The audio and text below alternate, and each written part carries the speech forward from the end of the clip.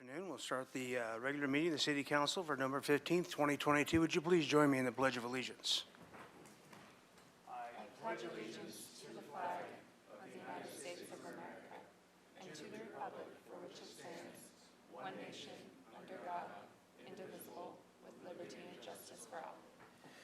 Madam Clerk, would you call the roll, please?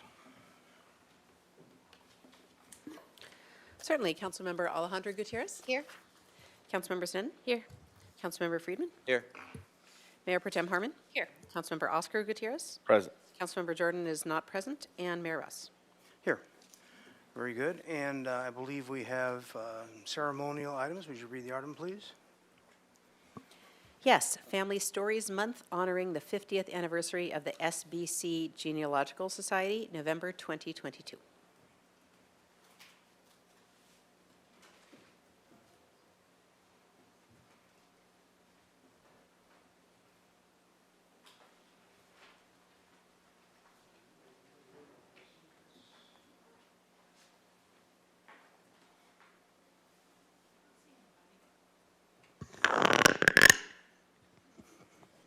It's like the Adams family. Anyone here to receive the award for the Santa Barbara Genealogical Society? There we go. Good afternoon. So this is the Family Stories Month, November 2022, in honor of the 50th anniversary of the Santa Barbara County Genealogical Society. Whereas the Santa Barbara County Genealogical Society, an important local cultural and educational institution, was founded in 1972 to further the skills and resources for family history research in Santa Barbara. And whereas the Santa Barbara County Genealogical Society now has more than 500 members, and its Sahun Genealogical Library houses and preserves more than 20,000 books and media sources which are available to the public. And whereas the Society encourages research, scholarship, collection, citation, and publication of genealogical materials while also educating all levels of family history researchers through lectures, tours, classroom activities, and seminars. And whereas the Society is committed to community engagement such that it holds events, hosts exhibits, and provides speakers to local schools and community groups to further interested and understanding of genealogical research. And whereas National Family Stories Month is celebrated every November, when many families gather together to encourage the sharing of family stories, history, and ancestry, particularly from one generation to another. Now therefore, I, Randy Rouse, by virtue of the authority vested in me as mayor of the city of Santa Barbara, do hereby proclaim November 2022 as Family Stories Month in Santa Barbara and congratulate the Santa Barbara County Genealogical Society on its 50th anniversary. I encourage residents to learn more about their family stories through the Society's vast resources, and in doing so, foster a greater appreciation for genealogical research. And there you are, sir. Do you have a few words you'd like to say? Thank you.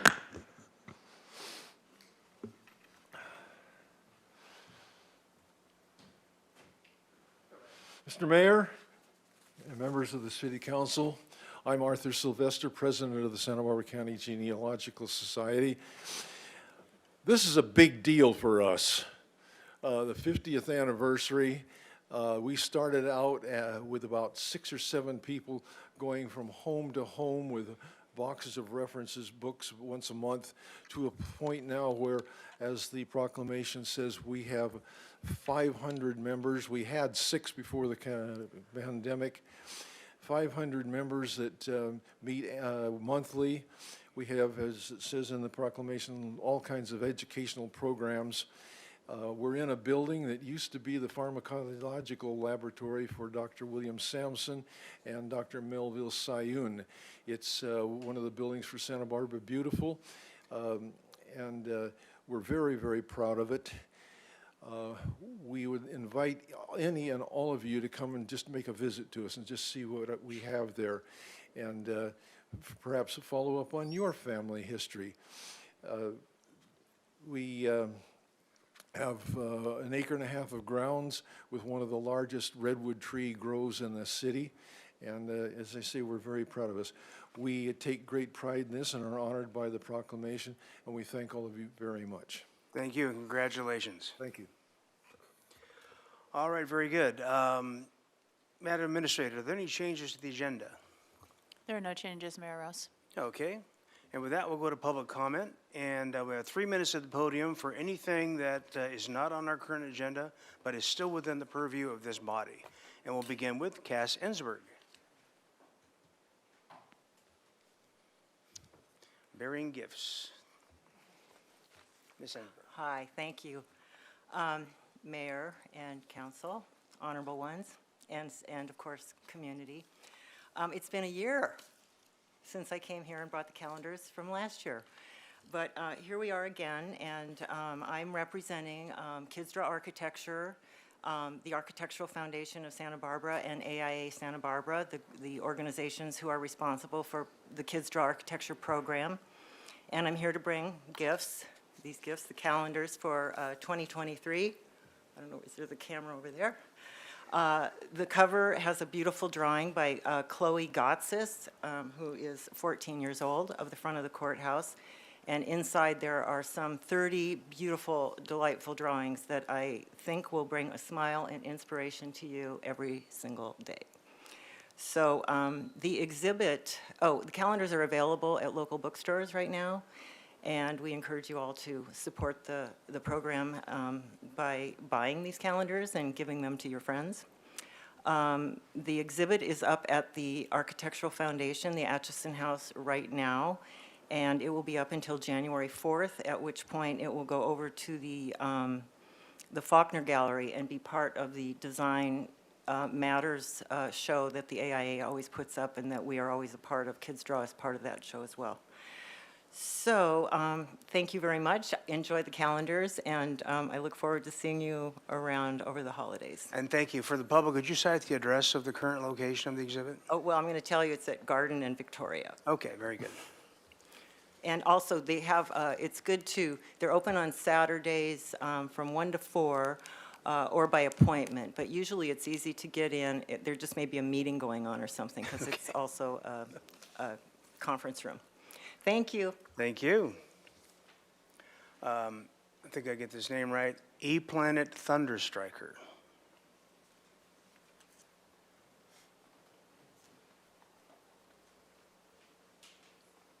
Hello, I'm ePlanet Thunderstriker.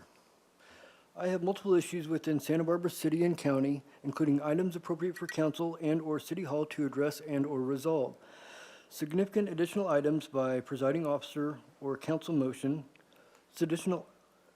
significant additional time by presiding officer or council motion, a special session, perhaps even an exception defined by the Brown Act are appropriate.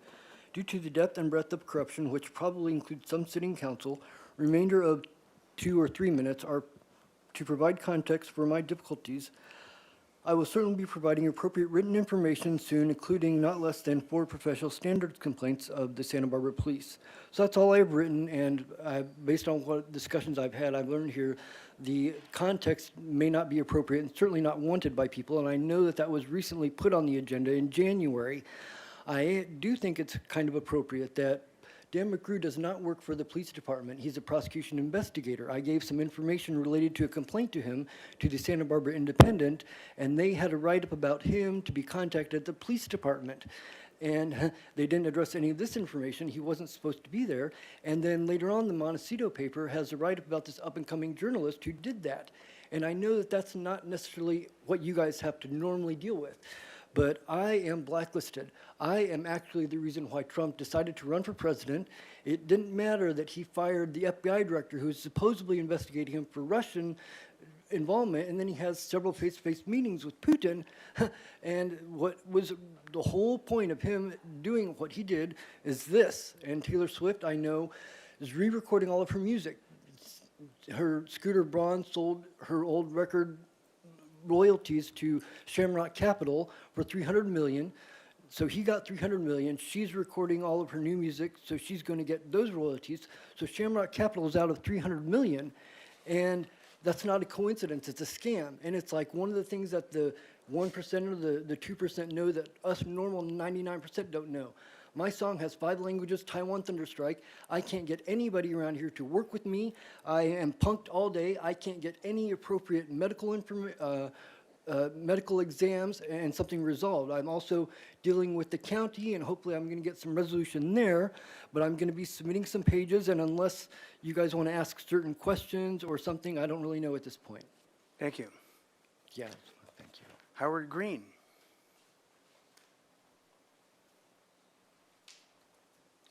Good afternoon, council people and Mr. Mayor. It's been a long time since I've been in this room physically, although virtually I attended. I'd like to thank you all for continuing the real-time Zoom access so people can comment, calling in and making all the arrangements. I'd very much like you to continue that. I think that would be a good thing even after the governor's orders, emergency orders are lifted. So we appreciate it. There's a transparency problem in some of the city agencies. I can't refer to a specific agency because it's on that board right now. But when there are contract negotiations, I understand that there are many sensitive areas, but it would be very nice to know what the applicable state laws are that you all will have to negotiate to resolve. I was in a class at UCSB that was on garbage and sustainability. My last comment relates a little bit, but not specifically to the appointment process. It's the process, not the people, not the committees. I believe that there are indications in the packet that goes with that of trying to rotate membership.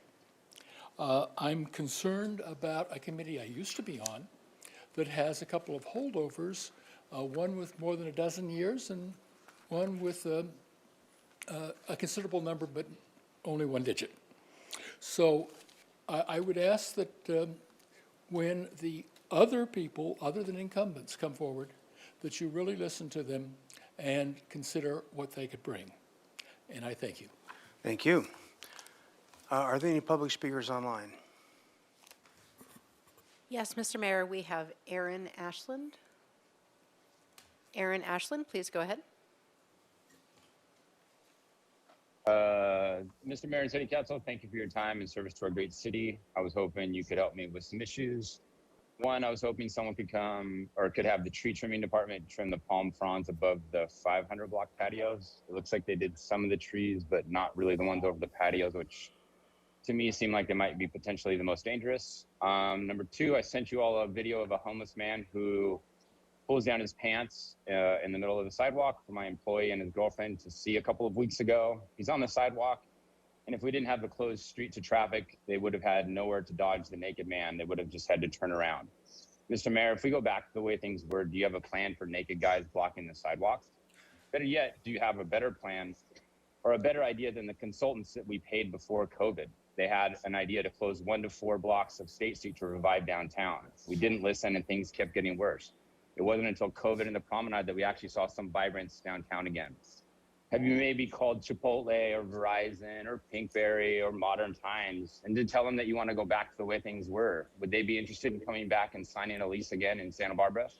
Maybe you have an extra, never mind, sorry. Number 3, how do the homeless get to Santa Barbara?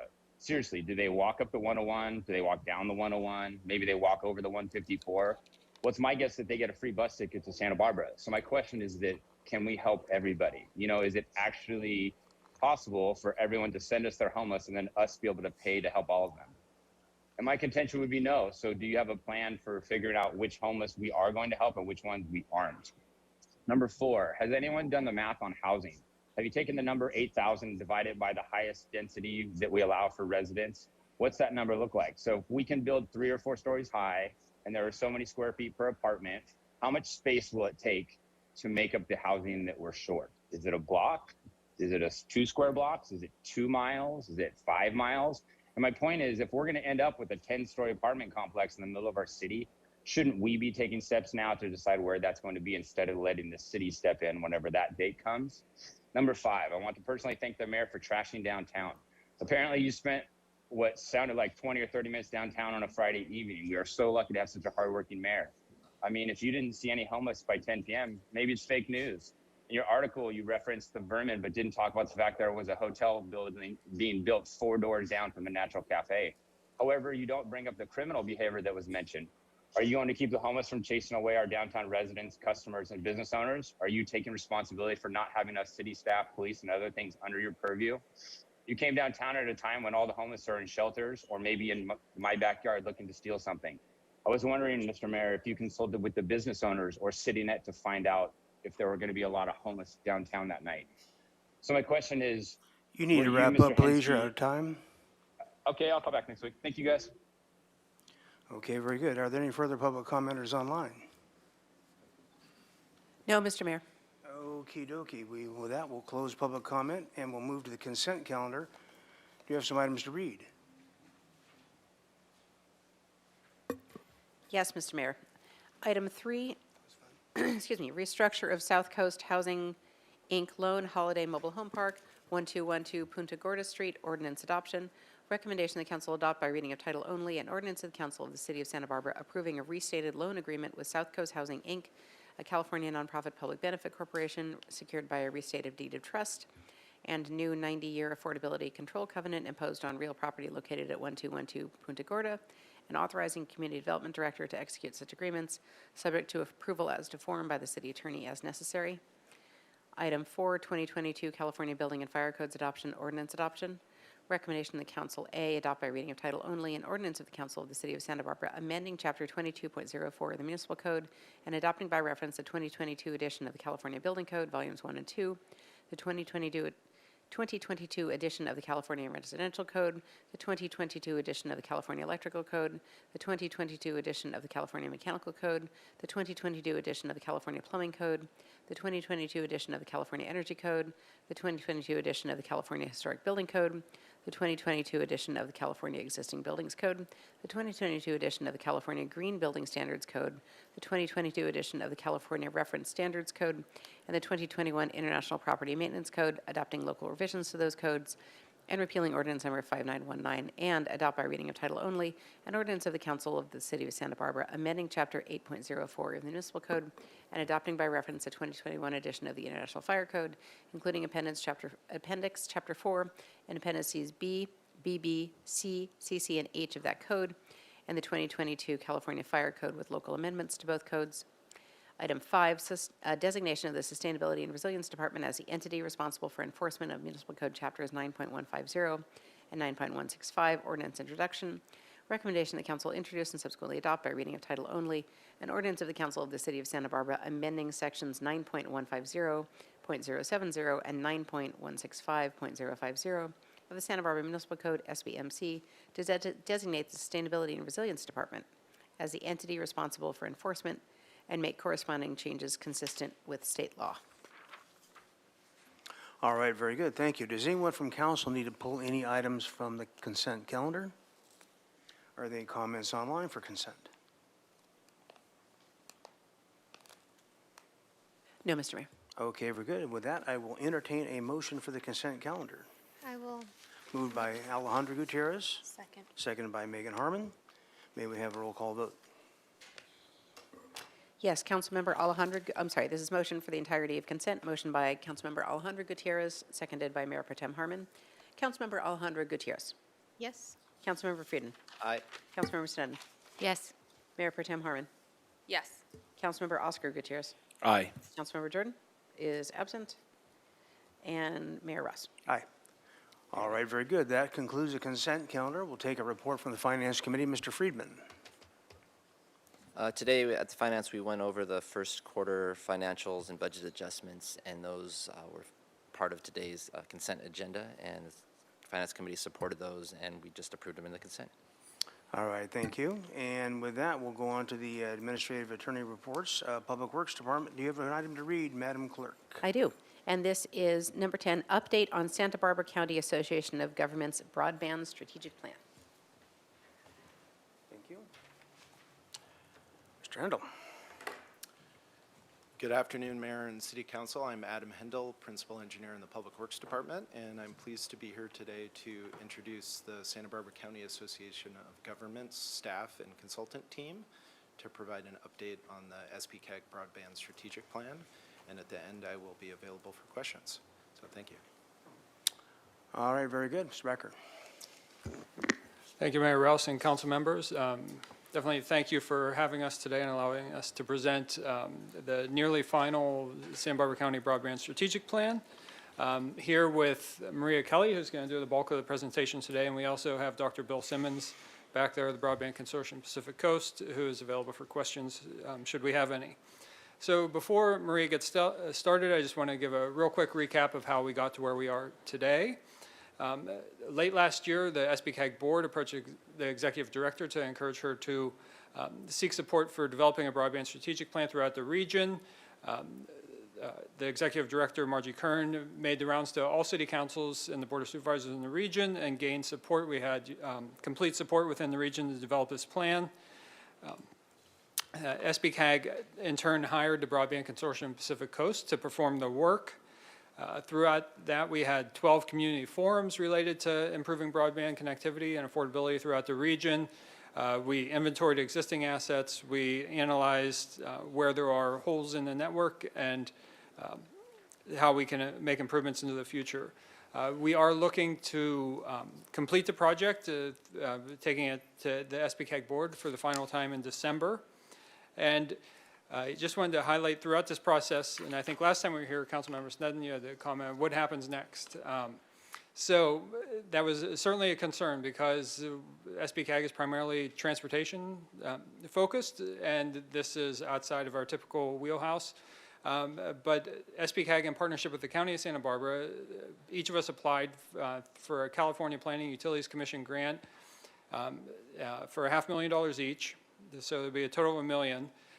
Assuming it gets awarded, which we expect it to in early December, and that will enable SBCAG to stand up something within the region to start implementing and coordinating efforts to improve broadband connectivity and affordability. And with that, I want to turn it over to Maria. Thank you. Ms. Kelly. Thank you, Mike. And I am going to be looking at the slides to read them because I can't. Next slide, please. So we're going to cover a little high level of the project overview, status, highlights, summary, a little bit of the data summary. We are still collecting summary, and then have a few recommended local actions for the city of Santa Barbara, as well as review some of the regional actions. Next slide, please. So again, presented this timeline when I saw you 6 months ago, and we're at the end. Just wrapping up, the actual product, the strategy is completed. It's in formatting and ready to be digitized and then for print. And we'll make sure that your council receives the digitized and print copies as soon as they're complete. Next slide, please. So project highlights, this is a really oversimplification of it, but again, aligning the lens with which this project was done was with the lens of Broadband for All, so it was aligned with state and federal planning efforts that are still ongoing. Developing an open access GIS tool so that planners and SBCAG or whoever is working in broadband can actually have all the data that we collected and the information. So as priorities are identified, especially for last mile projects, we have the data required to either do grant applications and or figure out where we're going to start next.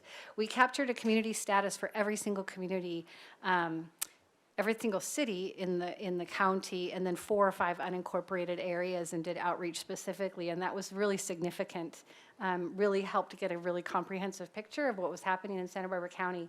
And at the end of the day, we know this is kind of that of course statement, but everybody wants reliable and affordable internet. That's what they want. But reliability isn't necessarily something that comes to top of mind. But again, with COVID, we found out that reliability is a thing. We just need it to stay on, and we need it to stay so that it's accessible. We can keep our cameras on and engage and do business and learn and telehealth. And that the city of Santa Barbara really is broadband ready. And you know that. You've done some amazing work in policies and already current work in connecting your community through some access, and especially, as Adam did a great job pointing out, your library has done an outstanding job at, and libraries typically do, at providing access for affordability. So putting everything into the hopper, all the data, the stakeholders, priorities are identified. We feel very confident and proven with what Mr. Becker just shared, that the LATA grant applications were, CPUC supported these applications. They just have to go through a process. Grants are, the community, Santa Barbara, particularly city, but also the region is grant ready, which is great news. And we are ahead of the curve. Next slide, please. So this is a summary of some of the data. This city was absolutely phenomenal in getting data points, and we're still pushing some of the other cities to continue to take the speed testing, because the speed testing is still applicable, and getting that data is really helpful across the region. Again, at the green on the CPUC fixed consumer served status. So they still consider served as 25 down, 3 up. California Broadband for All, again, or even federal guidelines, planning target for future infrastructure is 100 down and 20 up. And what this map shows us, we did an overlay of the top data of speed tests so you can see showing where these are lining up. While CPUC is sort of that bottom block, we upped it and did an overlay based on future planning standards, what we want to see in the future. So that's what this map shows us. And eventually, like Dr. Simmons always says, at some point we want to see this all green, the dots green. The underlay map is the CPUC map. That is what the green, the yellow, and the red on the bottom say, which is served and what they're served, what the speed is. This map is going to change before too long, and with the Open Access GIS map, we'll be able to swap this out and see what that gap is moving forward. But again, great job, Santa Barbara. The data was fantastic. Next slide, please. So recommended actions for the city. These are all the sections with which when you get the strategy document, you'll see recommendations on how to organize, how to increase access, what are the affordability and adoption priorities, and what to do is in regards to redundancy and resiliency planning. I have a hard time not going through each and every one of these, but I won't. I will just look at highlights. Under organizing, under organizing, there is a lot for staff consideration, but this really does speak to SBCAG taking the lead and participating in that JPA and allowing them to really take it on a lot of this with staff support, again, maintaining an asset inventory, but that would be all something that could roll up into SBCAG, and they could help coordinate and look at some of that and how it applies to middle mile and last mile. Participating in the middle mile conversation is really important, and Adam has been an absolutely fantastic asset throughout this process. I cannot commend him enough for the amount of time that he has spent in participating in the conversations, and he is fully up to speed in these regional conversations and how important it is to continue. So the middle mile conversation is with Caltrans, the California Department of Technology. It's a state level conversation that's really important right now. And again, would really encourage the city to continue to look at that community Wi-Fi option. There are affordability issues. As you could see from that data map, there is infrastructure available. There is a lot of infrastructure available and connectivity. Affordability is an issue in Santa Barbara, in the city of Santa Barbara, and community Wi-Fi can be one of the ways to address that. Exploring options and exploring opportunities for partnerships. We heard from several organizations in regards to the potentially opportunities to expand that. Would encourage staff to continue to look at that. Affordability. The highlight of this is really supporting and partnering with the Digital Equity Coalition, and the full SBCAG board will hear more about that in about a week. But the Digital Equity Coalition is being coordinated by the Santa Barbara Foundation, and really looking and coordinating and bringing together all the organizations, education, social services who do digital inclusion work to really look at adoption and training, and how can we build this coalition to address these needs collectively as a region. And it's going great, and the Santa Barbara Foundation is doing a great job, and you'll hear more about that in the coming months. Redundancy and resiliency. We met with even the county today. looking at your anchor institutions isn't important. There is funding for anchor institution connectivity, and that's going to be an important thing for this. What we believe for the city of Santa Barbara is making sure there's anchor institution connectivity. And then finally, consider smart city planning in the future. All this infrastructure is being looked at and planned for future, for 10, 20, 30 years down the road when we really are smart city, when we're operating fully. You have smart city garages, which is great, but really infrastructure is going to be more, whether it's traffic, I won't go into great detail, but smart city planning is going to be really important for the city of Santa Barbara. Next slide, please, for regional recommendations and actions. So again, you can see organized, middle mile, last mile, and adoption. A lot of this really does have to do with SBCAG and the work that they are doing and the work that we would recommend that they continue to lead. And you can see all of this is really SBCAG led, and what we would look for and appreciate from the city of Santa Barbara is support for that regional coordination. Regional coordination and broadband planning is really, really important. I can't stress that enough. Eventually, even if you plan within your city, broadband goes where it wants to go, right? And there's going to be interconnections through other communities. And the way to achieve that responsibly is through SBCAG's coordination. Next slide, please. So what are we looking at for the next year? It's really hard to have a crystal ball for this, but really looking at some of the recommendations that we have, what you might consider doing over the next, for 3 or 4 quarters. Review and adopt the strategy recommendations. You don't have to do that today, but within the next, maybe at your next meeting or the meeting after you've had a conversation, adopt some of the concepts and adopt the strategy, and then identify how the staff is going to participate with SBCAG. That's the #1 priority really for your consideration today. And then furthering through the rest of the year, review the recommendations, determine feasibility.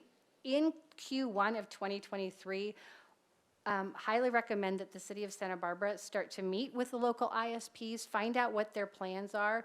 We think we've done a pretty good job at identifying some of the barriers to deployment and some of the issues that come with that, or different policies that we can, that Santa Barbara City could consider. Meet with the ISPs and hear more from them about what it is that they're going to need to continue to deploy. That we know that there's several doing a lot of work in the area. You're on a major corridor, of course. So highly encourage those conversations. And then moving through Q2, looking at policy, identifying those key points. Those are outlined in the strategy document, what policies to consider. And discuss and talk about the potential for and grant funding opportunities for community Wi-Fi, and then anchor institutions, and then pending priorities and plannings for 2024. So it's not complicated, but it is taking some time. But this is a great first year at implementation. These would be some of the steps that we would recommend. And that is my last slide. Happy to answer any questions. Very good. Thank you very much. Are there questions from council? Ms. Ned.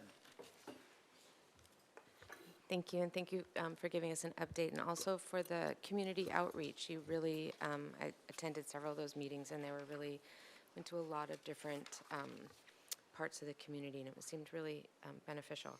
I have questions mainly about community Wi-Fi and smart cities. Yep.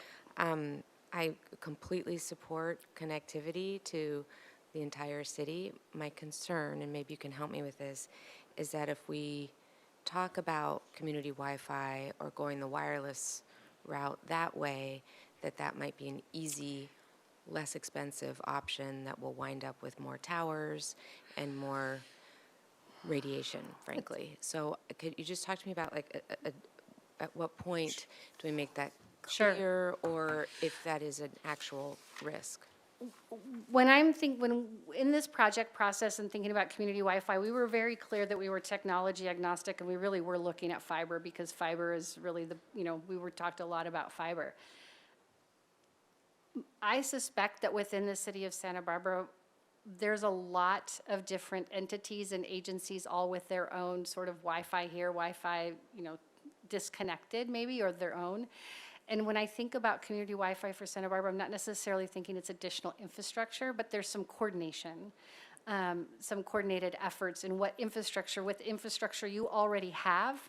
and finding potentially other partners that also have infrastructure that maybe could be expanded on. I don't know what the feasibility of that is, but when we're looking at some of these organizations like Boys and Girls Club or different sort of entities that are already also using that type of technology, is there a way to create more of a, using the infrastructure that's already there? And if there is an identified additional infrastructure, is that feasible? And it may not be for the community. Thank you. So would it be using infrastructure that's already there and upping the signal or adding? That's too soon to tell. I couldn't speak to the actual whether it's upping signal or adding towers. I think we'd have to talk about that further. Let Adam. Yeah, Mayor Rouse, Councilmember Sneddon, from city staff's perspective, when the broadband consortium is referring to community Wi-Fi, what I think we're talking about is Wi-Fi in public places. So like the library, for example, the library courtyard project is going to have public Wi-Fi access within the courtyard. And as part of some of our public-private partnership discussions that we can have with Frontier and Cox and other providers, we can look at other public places, perhaps downtown State Street, but city staff don't have any plans or aren't hearing anything about deploying community Wi-Fi citywide. That would really be a separate effort, specifically focused on small cell technologies, which are regulated in a different fashion. As Maria mentioned, this is focused more on wired broadband. Okay.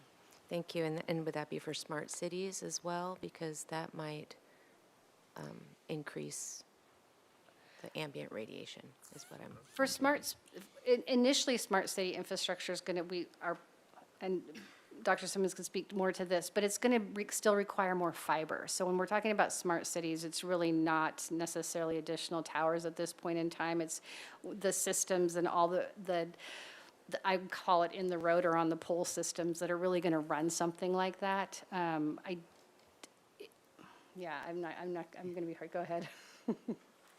I was just going to add, one of the important slides here is public-private partnerships and how we can team with the existing telecommunication carriers. Those companies that do have 5G or small cell facilities, those might be entities that we could approach about having Wi-Fi where it makes sense to the city in a fashion that would be more affordable and more accessible. But in terms of how this might relate with small cell technologies and those deployments, they're kind of two different things. Yeah, it's something different, but great questions. Thank you. Thank you. So I'll continue to support fiber and broadband that doesn't increase the ambient radiation. Yep. Thank you. Yeah. Thank you. Further questions from council? Okay, with that, we'll go to public comment. Thank you. Thank you. Eleanor Gardner, you have 3 minutes at the podium. Good afternoon. I'm Eleanor Gartner at Cox Communications. We're excited about this plan and the county's focus on broadband, and thank you to Mayor Rouse and our council members for their commitment to bridging the digital divide. Here in South County, where Cox serves everyone from Carpinteria to Goleta, our focus is on adoption and digital literacy. Everyone in our footprint, including the entire city of Santa Barbara, has access to up to 1 gig speeds for residential services and 10 gig speeds and beyond for business services. We've invested more than $60 million in our local fiber-based network over the past 5 years, and this summer, Cox's president announced an additional $60 million investment over the next 3 years to deploy technology on our road to 10 gig residential services. In the drafted broadband study, the maps provided are from the CPUC and don't always paint an accurate picture of coverage. We'd be happy to review specific areas with you if there are questions. And if you have constituents who for some reason can't get our services, please reach out to myself or to Kirsten McLaughlin so that we can resolve. We'd love to partner with the city on some of the proposals in the county broadband study, namely adoption and affordability programs. Households who qualify for low-income programs can get free internet by combining Cox's own affordability programs, Connect to Compete and Connect Assist, with the federal government's Affordable Connectivity Program's monthly subsidy. Customers need to sign up for the ACP subsidy separately, and the process can be a little confusing and cumbersome. Cox serves our communities, but we also pride ourselves on being in our communities. We've hosted numerous sign-up and educational events with our nonprofit partners, Boys and Girls Club, Girls Inc., the Public Library, Partners in Education, to help guide people through this process. And we're sharing tips for households to get the most out of their home network, as well as providing resources to our free digital literacy trainings. But there's more that we can all do here to get these resources out to community members who need them. We love the city's collaboration on this, and we're excited to work together on ways to ensure every household who qualifies for an affordability program can do so. Thank you to those of you who have already helped us get the word out about ACP and Cox's affordability programs. There are also opportunities to partner together on public, private, community Wi-Fi to provide service to underserved populations in our city, as well as smart city solutions, which can be revenue generators for the city.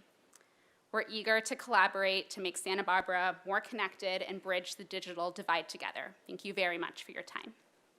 Thank you, and thank you for offering to respond to the public. On behalf of my colleague, we love directing Cox questions right to you guys. So, I bet you do. We appreciate it. Thank you. next speaker is Howard Green, please.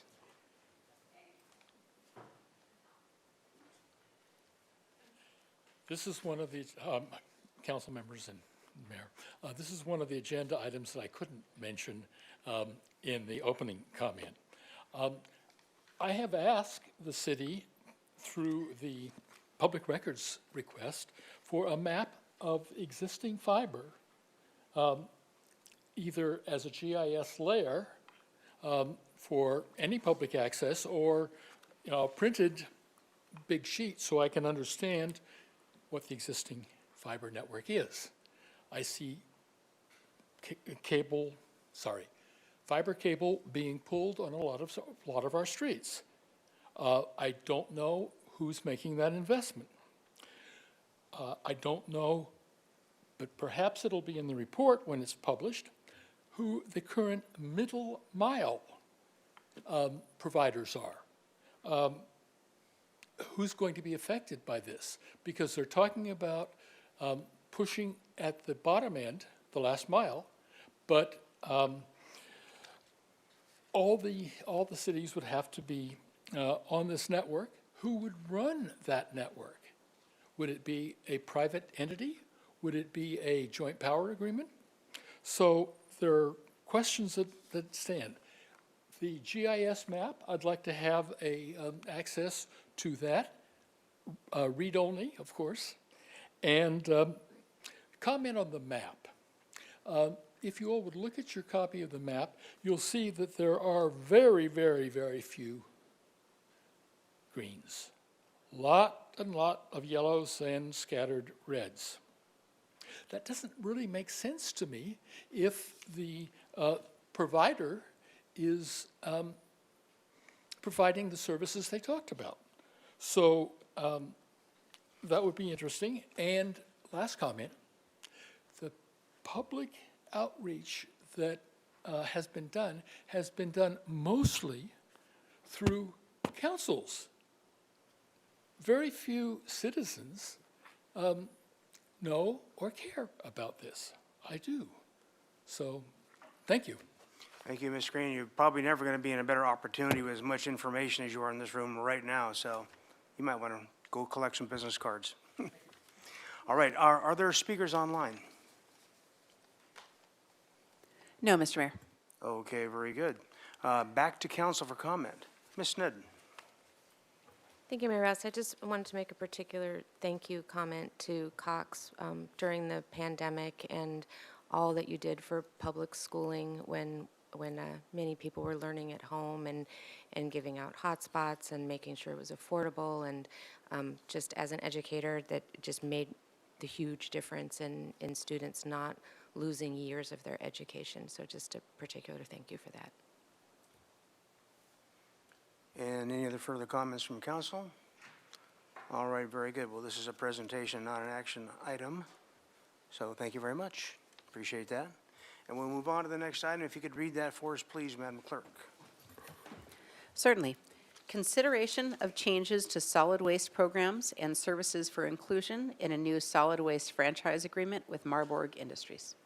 All All right, some solid waste, I love this. And we'll start with staff report. Yes. Cruz Carpenter. Good afternoon, Honorable Mayor and council members. My name is Lorraine Cruz Carpenter, and I'm the Acting Environmental Services Manager. Today, I'm joined by Mr. Murbach, Environmental Specialist in our division. And today's item is an update on the discussion of changes to solid waste programs and services for the new solid waste franchise agreement with Marburg Industries. I'll begin with an overview of the presentation. The city's current agreement for solid waste collection services with Marburg expires in June of 2023. In a survey conducted by the city, solid waste customers indicated that customers are satisfied or very satisfied with Marburg services.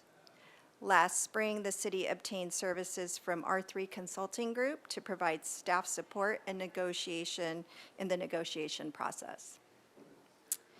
In these negotiations, we will seek financial outcomes that minimize increases in hauler compensation and customer rates. To provide some background, there have been significant changes in the solid waste industry since the city first entered into the current agreement with Marburg in 2003. In the last 10 years, a series of legislative mandates have been signed into law requiring recycling and organics collection in certain sectors and establishing reduction targets to reduce organics waste. There have been changes in recycling and labor markets, advancement in technology, and shifting industry standards. These are all very significant changes that will need to be incorporated into a new modern agreement.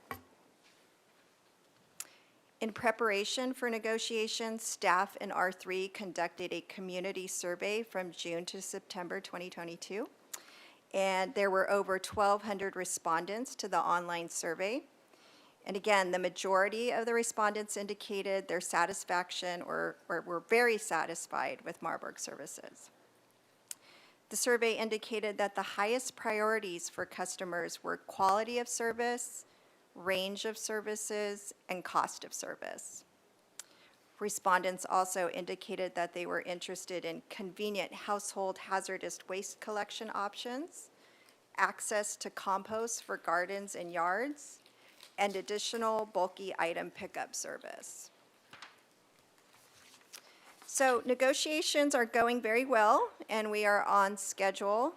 Staff, Marburg, and R3 began meeting monthly in August.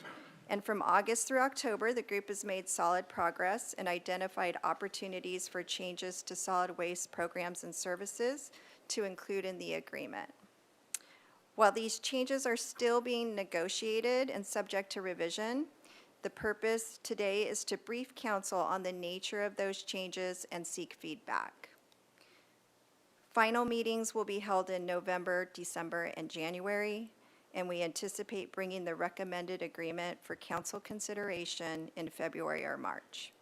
This keeps us on the 8-month timeframe that was originally set by council. So some of the changes would include enhanced scalable neighborhood collection services that will contribute to cleaner streets. What does that look like and what does that include? Expanding the bulky items collection service to include large residential units, which would triple the collection service. Abandoned waste reports will be responded to within 48 hours. Currently, the response time is 72 hours. There would be a palm frond collection service will be provided after storm events when requested by city staff. And palm frond collection for residential accounts will be handled through the bulky item collection service. Also included will be premium Sunday collection services to businesses that already subscribe to service on all other collection days. And last, periodic events for city residents to drop off household hazardous waste at convenient and centralized locations that would supplement the existing community household hazardous waste collection program at UCSB. One of the primary reasons to update the agreement is to secure programs and services to facilitate compliance with legislative requirements. SB 1383, which aims to reduce greenhouse gas emissions through organics recycling and food recovery, imposes significant new administrative requirements on jurisdictions, including program implementation, reporting to CalRecycle, and enforcement. Containers and lids that comply with, some of the main changes that will need to be incorporated into the new agreement are containers and lids that comply with prescribed colors and labeling. The city's current brown container does not comply and will be changed to gray or black. Contamination monitoring will also be incorporated to inspect self-hauler compliance, verify compliance with food recovery requirements, and review commercial routes. There are also a number of reporting requirements that the city will have Marburg fulfill. The new agreement will also include a condition for Marburg to provide dedicated staffing to the city. This would be a point person that acts as liaison to city staff. This person would be responsible for resolution of city requests, service needs, complaint resolution, providing reports, and all other service needs. The new agreement would include terms and conditions for new collection vehicles as well. Vehicles over 10 years old would be replaced with compressed natural gas vehicles. And language will be included in the contract to prioritize zero emissions vehicles as they become technologically and economically feasible. Again, the agreement will be updated to include widespread industry standards. This includes reporting to meet legislative requirements and facilitate best practices, performance standards, providing the city with assurances of Marburg's performance, including administrative penalties for any failure to perform, performance reviews, providing the city with the ability to audit Marburg's operations and finances periodically to ensure adherence to the terms and conditions of the agreement, risk management provisions to meet the city's standards for insurance coverages and performance bond assurances. And there will be many other standards that will be incorporated into the agreement via boilerplate language. In alignment with jurisdictions throughout California, Marburg is proposing an automated residential curbside collection program. The current service requires a truck with 2 employees that exit the vehicle to gather containers and manually move those containers to the rear of the collection vehicle for emptying. Containers are often located away from the public right-of-way, meaning that employees spend valuable time walking to and from the collection vehicle to gather and return containers. Marburg is proposing to move away from this very labor-intensive method. The approach that Marburg is proposing entails use of automated collection vehicles operated by 1 employee, which uses a mechanical arm to collect specially designed wheeled carts, which are placed at the curb by residents. This is the same method that has been approved and is being used countywide and has been used effectively in communities throughout California for decades. So what will this program change entail? All residential customers will be provided wheeled carts, and 70% of residential customers already have them. Residents would put carts at the curb for collection as the default collection option, and Marburg will collect carts with automated trucks for 60% of the city. 40% of the city will stay on a manual collection service, as automated service in certain locations is not feasible due to density and traffic conditions. For small residential customers that would like to retain on-premise service, they can opt in to that collection service at a premium service charge based on the cost to provide that service. Residents with disabilities that need on-premise collection service will be accommodated at no added premium cost. So what do the current service and the proposed services look like with automation? We're going to show some videos just so you can get a visual of that and see the difference in the amount of time. In this video, you see the employees go out and they have a wheeled cart and they empty the cans at the residents into the wheeled cart, and then they bring them over to the truck, and there's two folks here. They're working on both sides of the street, bringing them over. They lift them onto the end unit there, and then it's emptied in. There's a lot of time that's used. There's idling of the vehicle, and it opens these employees up for possible injury, lifting those cans all day long. So we're going to let it play for a couple more seconds because it's kind of a long process that really, exemplifies how intense this work is. Okay. And then the next one would be the proposed method for collection and the automated collection here. So there is a mechanical arm on the truck. You see it coming down the street. It only takes one employee to operate this. The containers are placed curbside by the customer. Here it comes.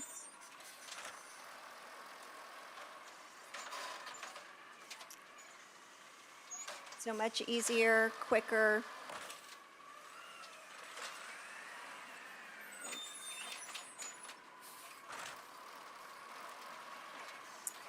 Right. Thank you. Okay, so I think you could see the difference in why we're proposing that. So staff in R3 concur with Marburg that the change to residential curbside cart collection should be included in the new agreement. If approved by council, the change to this new collection approach would be enacted over approximately a 6-month period, and customers would be provided plenty of time for a smooth transition. There would be numerous notices and reminders that would go out to customers before the transition, and customers will have the ability to keep or change their subscription levels during the transition.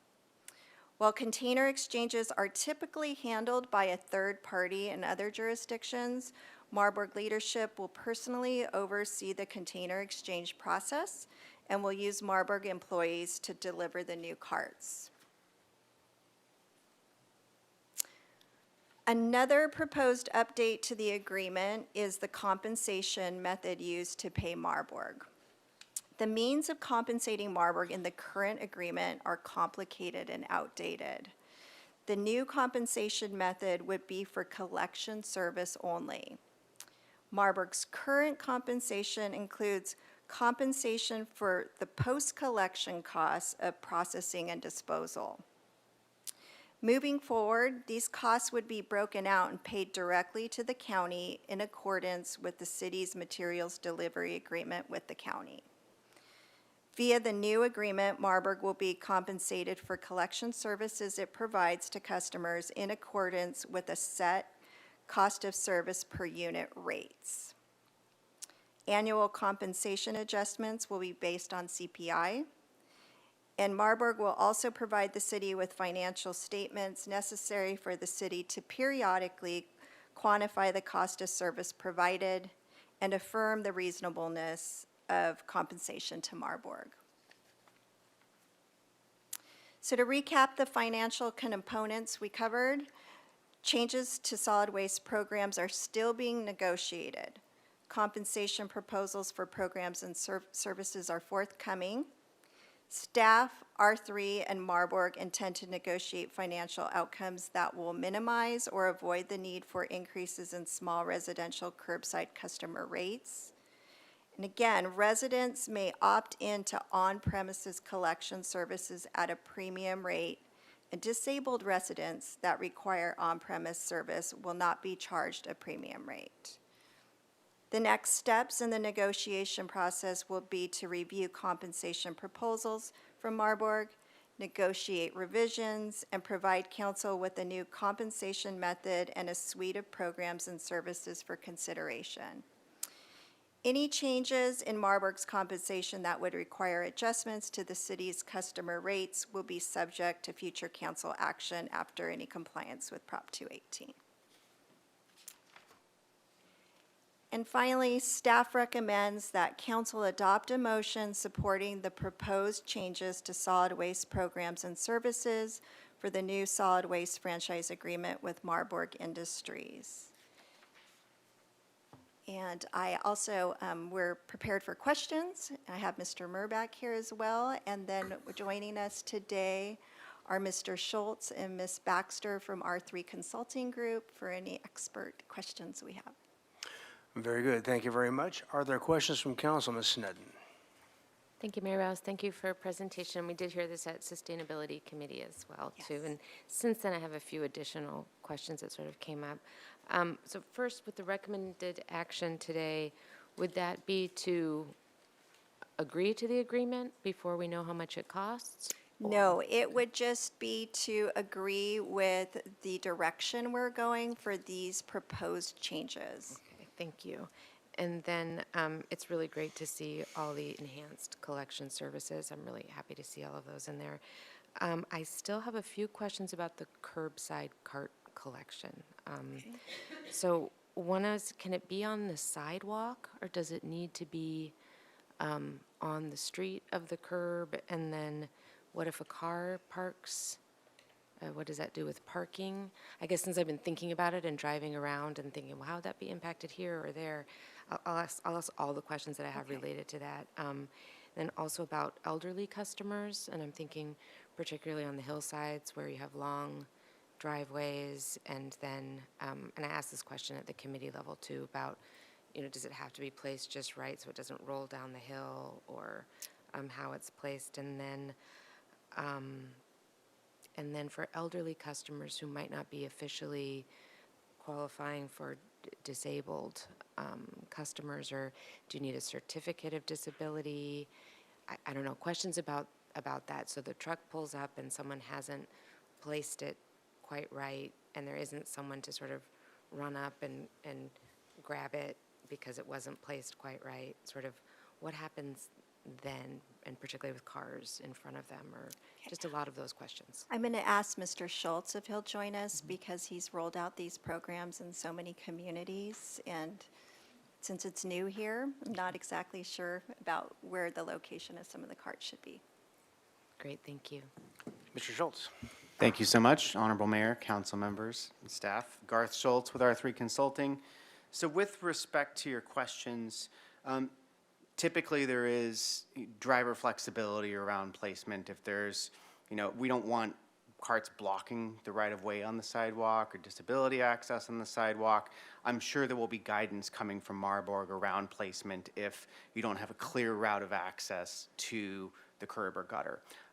Most communities that have this have some sort of congested areas, and in fact, via Marburg's proposal here, the most congested areas where placement to the curb because of parking wouldn't be convenient, they're still going to run the same operation they do today. So they're going to have two-person trucks. It's not going to have that automated arm. It'll be like the first video you saw. So it'll be similar to the current types of configuration for collection services, and there'll be guidance provided to those customers around how not to block the right-of-way for the public, and to ensure that there's still an access route for collection, and it's not blocking parking spaces and the like. I know that they may be able to provide more specifics about how that's looked in other Marburg communities. I don't have those answers about their policies internally, but that is a typical question that comes up, and there are solutions that can be brought forward. With respect to elderly customers, I think as long in other communities that I've worked with where there is a on-premise or backyard service offering for those with disabilities, usually you have some ability for discretion, right? It's not a disabled placard for the car necessarily. You just want some evidence or proof that they can't get it out to the street, not necessarily a doctor's note or a full physical exam. So that would be, I believe, a policy that the city and Marburg would work out, and we can certainly talk about it as a part of the agreement negotiations, but it also will come down ultimately to the city's kind of billing discretion with respect to whether someone's eligible for the on-premise service at the curbside rate.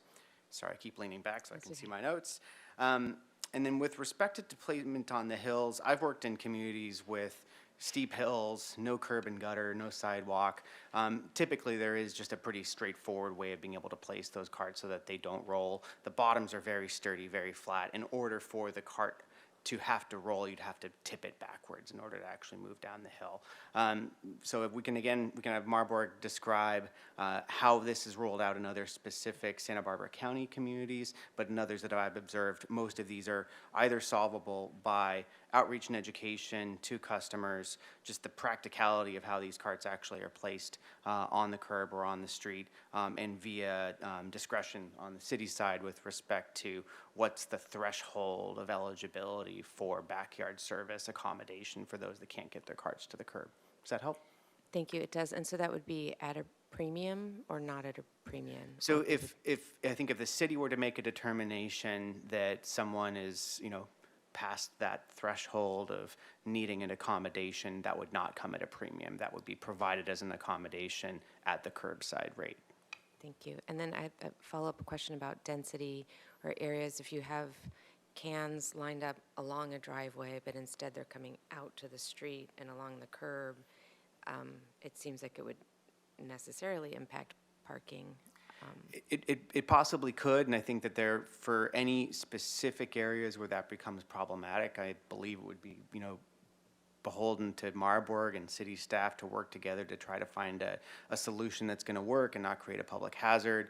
Multifamily properties, those 5 units and above, are still going to have the on-premise collection service as a part of the condition of offering. We're talking about the small residential units. I think if there are any that are identified where they have enough carts and not enough space where that becomes a traffic blockage, a walkability and bikeability blockage, exceptions can be made without necessarily impacting the account holder and their bills.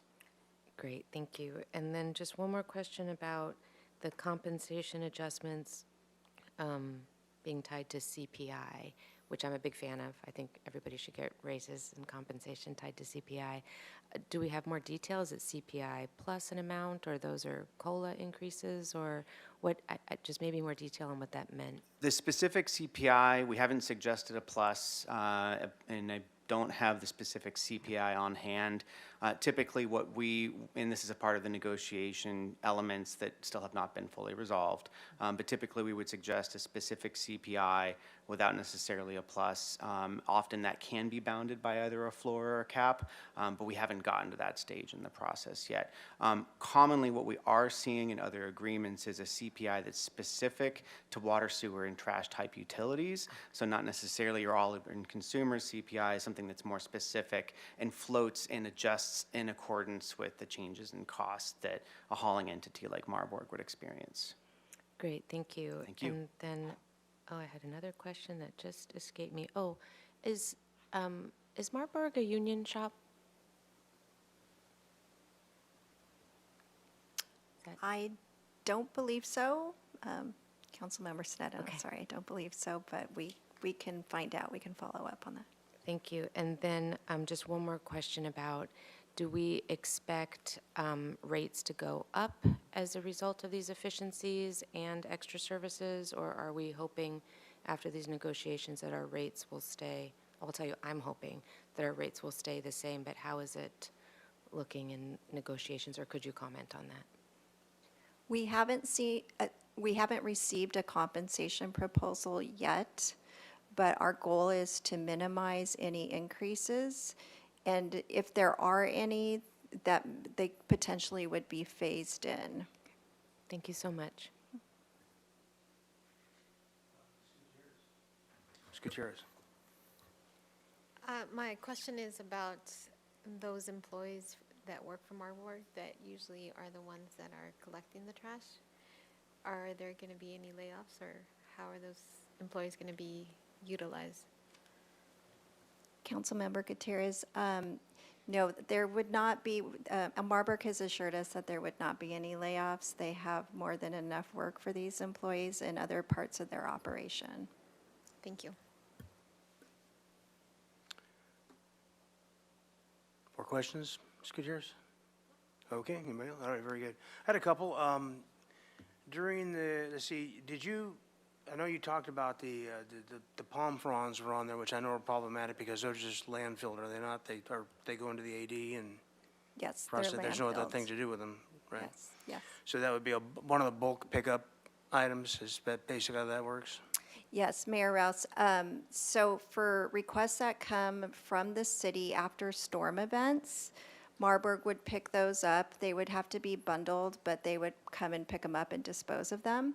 And then for residential requests, they would be picked up through the bulky item collection service. So you just call into Marburg, schedule it, and you can put it out there in a bundle. And there'll be certain restrictions on how to place them out. So would they, when a city request, then our staff would bundle them and you would come pick them up? Is that basically how that works? Yes, we Okay. need to work that out, but what that process looks like, but that's the intent. Oh, okay. I won't try to get into the logic of lid colors. That's always fun to think about what that might be. In terms of the new city liaison, now, is that somebody who would also be handling the weekend issues as well, or is that strictly a 9 to 5 weekday job, and how does that work? Is that, in other words, if there are special emergency pickups or things that happen out of the blue, like boats coming ashore, for example? Yes, Mayor Rouse, that's actually a very great question that we should be discussing, and so that we'll add that into our discussion points. It'd be kind of a hotline kind of thing as opposed to just a regular office job? This person would typically, the way we imagine it, be generally a 9 to 5 person that we would work with ongoing on issues, daily issues, asking for reporting. There's a lot of 1383 reporting. There's so much interaction and things that we need from Marburg, so they would be helping us and assisting with that. But depending on what a weekend issue could be, like potentially it could be somebody we could contact after hours if we had to get a hold of somebody at Marburg. So with the curbside service, which seems like a very good idea in this labor market, but you're offering a mixed service, i.e. people that can opt into the what's going on now. That's two separate routes, right? Because can you do it in the same truck, or does it have to be two separate routes? I believe that has to be two separate routes. I think it's two pieces of equipment. Mr. Schultz, would you know the answer?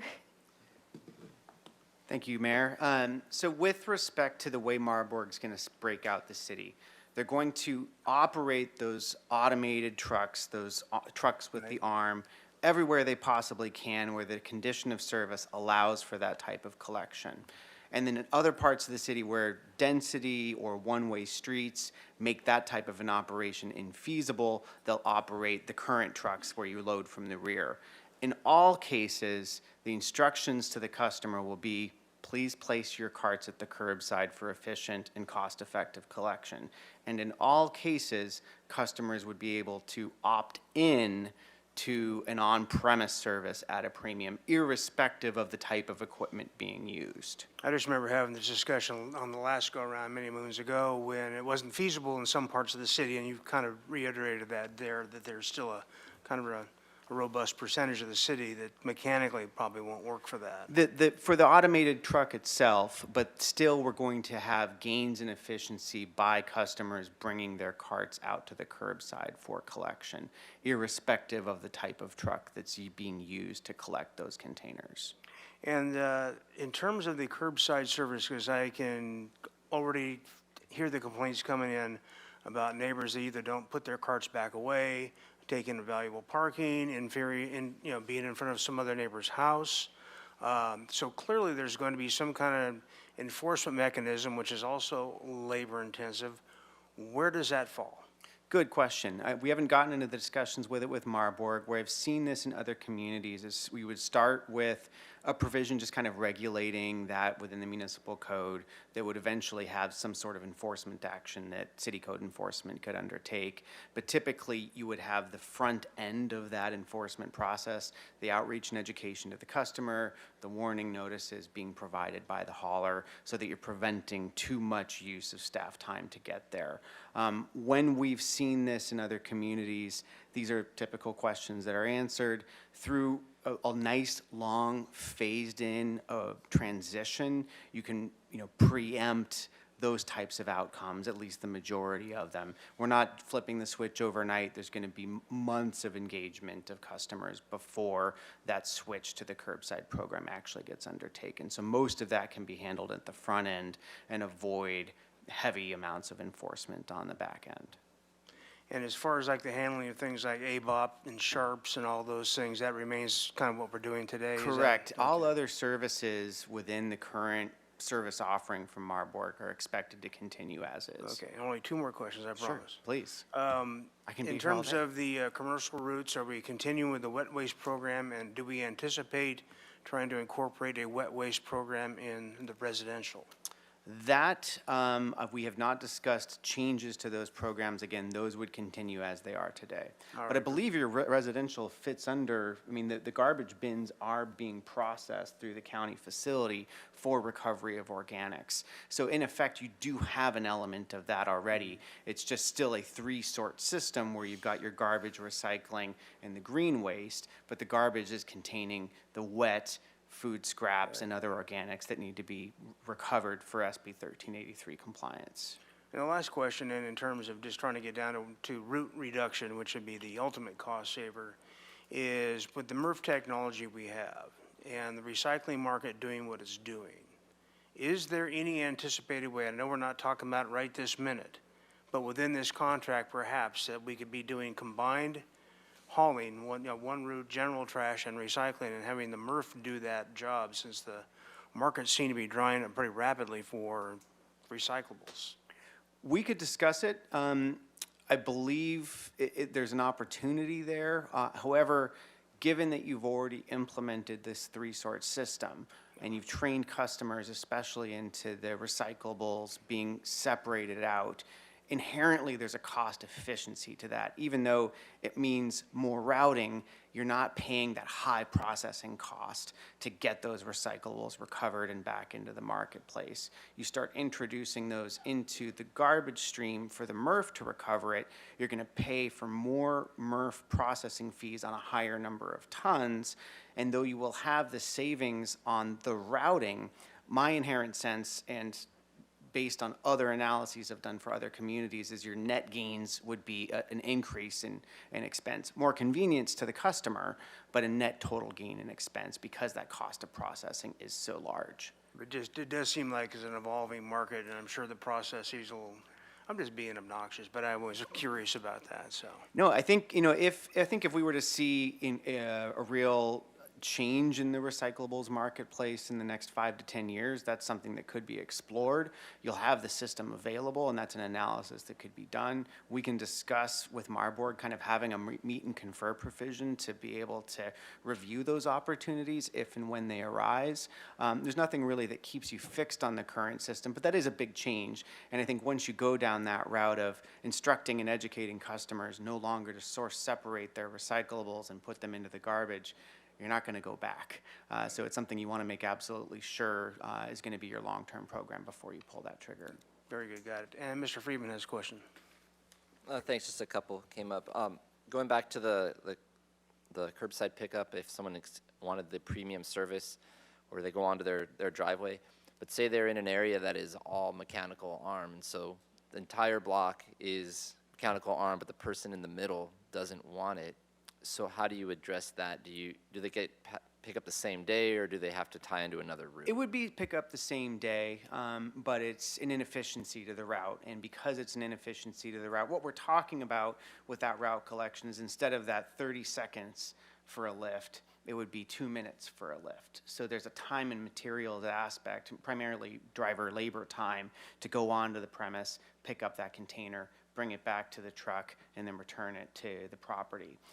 that will be expressed in the form of that premium charge. So the premium charge will essentially capture the inefficiency on that route from that customer requesting the on-premise service. So it's the same driver, the single driver would have to get out and do it. That's my understanding. I think Marburg can potentially correct me if I'm wrong, but that's the way it's done in other areas. And that's ultimately for greenhouse gas emissions. I mean, you're already there, right? So it's just about the driver needing to take a little extra time to get onto the property. Just two more questions. One, if you could just for reminder, how many bulky item pickups do we currently have, and are we expanding that for the year? And then in conjunction with that, what about when mattresses or other types of materials are left on the street? Someone just dumps them on the street and they're there. How are we proposing to improve how we can take care of those? I'll let staff handle the first because I don't have the bulky item detail on the top of my brain. Honorable Mayor, Councilmember Friedman, we currently have in the existing contract, all residential accounts are entitled to 2 free bulky item pickups per year, which comes out to many, many more than actually get used. And so the intent is to quantify how many pickups are anticipated in a given year and compensate Marburg on a per actual use metric for that. And so that is also what allows us to scale up or down depending on how many are being used and to meet these cities' need in the community for those additional bulky item pickups, which also enables us to, by decoupling it from the account-specific limit, we have options, if we so choose, to set it so that those multi-unit residents are able to schedule and make use of those bulky item pickups themselves, whereas current multi-unit customers, the property manager would need to schedule that pickup, and it would be 2 pickups for, could be 100 units in a year. And so this would give much more flexibility for more smaller pickups. The intent largely being that it will help reduce the number of instances of things like abandoned mattresses, because those multi-unit residents will have the option of having a direct service for that. And then there's a separate discussion in the on-call service for the additional pickups of those abandoned waste items, like those mattresses that we are incorporating into the Great, negotiation. thank you. So it's moving from 2 per household per year to looking at the need-based and then having a certain number in there. So it allows the flexibility. That's great to understand. Last question, since it always comes up, and this would be a natural time for it to come up, is the yellow bins and food scraps that we get periodically from the public. Why aren't we doing a food scrap program similar to recycling? Why don't we do it for food scraps? Can you speak to that? Yes, currently we are using the Resource Center, which actually takes the food scraps and processes it at that location. So while residents aren't seeing it at their homes, it is occurring at the facility and it is meeting the 1383 requirements. Thank you. All right, very good. I have a public commenter on this. Are there any public commenters online as well, Madam Clerk? We do have a few people online. If you do wish to speak on this item, please raise your hand. Okay, in the meantime, we'll bring up Howard Green, please.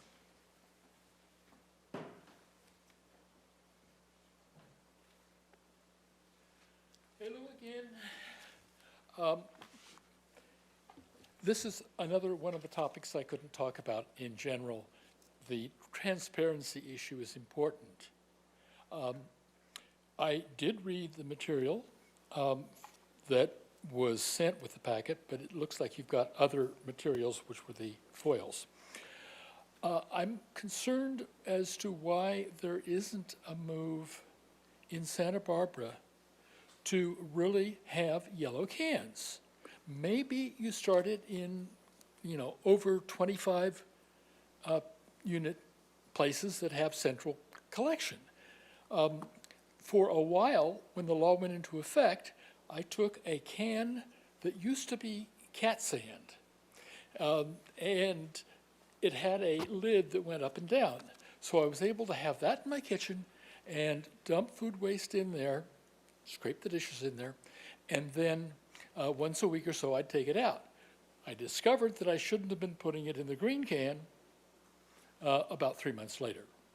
So I'd like to suggest the progressive aspect of living in Santa Barbara. We pay attention. We're ahead. So let's do that also on the food. The idea of somebody going through the garbage and finding food bags, my food bag has lots of stuff in it, not just food. So anyway, are the wheeled carts the same approximate size as now, but just with bigger wheels? Ms. Carpenter, if you wouldn't mind. Yes. They are approximately the same size, are they exactly? Yeah. Okay. I believe they're exactly the same size. So the bigger wheels mean you have to replace all of those? It would seem like that's a terrible cost. And I'm not sure that you all ferreted out the handling of cans. Are they on the neutral ground? Are they on the asphalt? Are the wheels supposed to be facing any particular direction now and in the future? There were a number of enhanced items that were in the presentation. Are those settled in the contract so they will never go back on that, or is what you said still negotiable? Thank you. Thank you. All right, back to, oh, do you have anybody online raise your hand? No, Mr. Mayor. Okay, very good. We'll come back to council for comments. First, Mr. Friedman. Thank you, Mr. Mayor. First, I want to thank our staff for going with the council direction previously and working with Marburg to go forward on this. And I want to thank Marburg for their service in the city. They meet a lot of our needs and have a high level of customer service. I think most of the people that I've talked with are happy with the service, but also want to look at enhancements. And so I think that the recommendations today, they prove a lot. They move us forward in terms of modernizing the contract. It's a large contract. In new times, the contract's currently outdated, and it moves us in that direction to be more sustainable, to be more efficient, but also enhance services. And we're also looking at minimizing costs. So we have an ability to really improve the product that we're offering to the public, both commercial and residential, and hopefully minimize those costs through efficiencies. In particular, we're looking at just like palm fronds. We just mentioned the bulky item pickup, changing how we're operating that to look at multifamily, look at mattresses on the street, all those types of things that we get calls about that the public really notices. So I'm supportive of moving forward the staff recommendations today, and I know that a lot of this, what was discussed, is still in negotiations, but it's just to say you're on the right track, and I think you are based on the previous council direction and what came to us as Sustainability Committee. And I also want to say that taking into consideration those with ADA issues, accessibility issues, or seniors who might be frail but not have those in terms of still providing the service that they have is important as well. And so when the time comes, I'm happy to make the motion for the staff recommendation. Thank you. Ms. Sneddon. Thank you, Mayor Rouse. I just want to follow up on the food scraps. I mean, I think we've asked about it a couple different ways, and just to give an opportunity to follow up on that. My understanding, and I think all of us have toured the Resource Recovery Center, and it really is that you can take a bag that's filled with all kinds of other things, even like little carrots in a tiny plastic bag, and it will separate everything out, and it's really remarkable to see. But I wanted to give you an opportunity to maybe give us some more detail on that what we have we spent a substantial amount of money on the MRF is in place of yellow bins, or maybe not, and if you could clarify on that so that we could really let the public know that it is happening, just not in their eyesight, and maybe some guidance for people who are saving food scraps in bins in their kitchens, what they should do with those. I think it's important. Councilmember Sneddon, that's correct. It is in place of the yellow containers, and we do pay premium prices for that facility. It's a state-of-the-art facility. We do have, I want to remind everybody that we do have our businesses sorting out food. So that's, the like the big impact and where we are producing food. And then this is an item that we could discuss and kind of see in the future, like folks that are interested in that service, maybe there's a pilot project or something we could look at and address. Thank you. But this wouldn't impact at this point our negotiations, other than, I guess, actually, we had that question answered, that we might have a reopener or something in the discussion later on that. Yes. Yeah. Thank you. I just, 2 quick comments. I really appreciate the enhanced services, and I think that comes to us because there's already so much experience in the community that we can be looking at enhancements beyond that, so I appreciate that. And I just will reiterate that I really don't want the cost to go up. But other than that, and looking at the actual rollout of how the automatic carts will go, but very favorable for the direction. Thank you. All right, very good. Well, if there's no further comments, I entertain a motion on the item. Mr. Friedman. Move staff recommendation. Second, first by Friedman, second by Harmon. Madam Clerk. This is a motion for item 11, motion by Councilmember Friedman, seconded by Mayor Pro Tem Harmon. Councilmember Friedman. Yes. Councilmember Sneddon. Yes. Mayor Pro Tem Harmon. Yes. Councilmember Oscar Gutierrez. Aye. Councilmember Jordan is not present. Councilmember Alejandra Gutierrez. Yes. And Mayor Rouse. Aye. All right, very good. That concludes that item. Thank you. Ms. Bjork. Mayor Rouse, I know that we are now scheduled to take a break until 6 p.m., but as you've been doing at some of your previous meetings, if you wanted to do your council committee reports, I think you could do that at this time. That is a dandy idea. Who has a council committee report? Mr. Gutierrez and then Ms. Sneddon. Thank you, Mr. Mayor. Last week, I was able to attend the Farmers Bank meet the new chief with you, Mr. Mayor, and that was a really nice, cozy meet and greet with the new chief.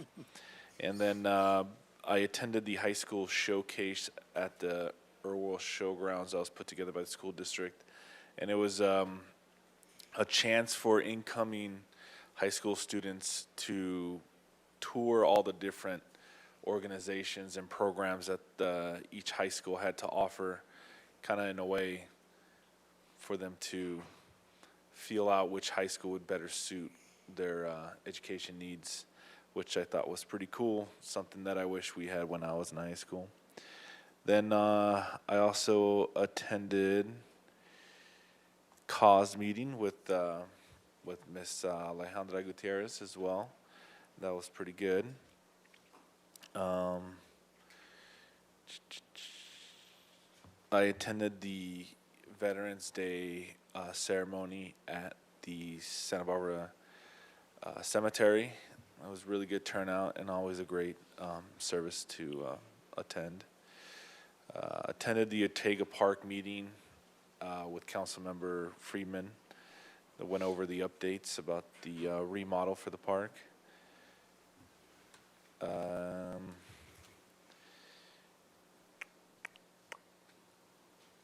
I think that's about it.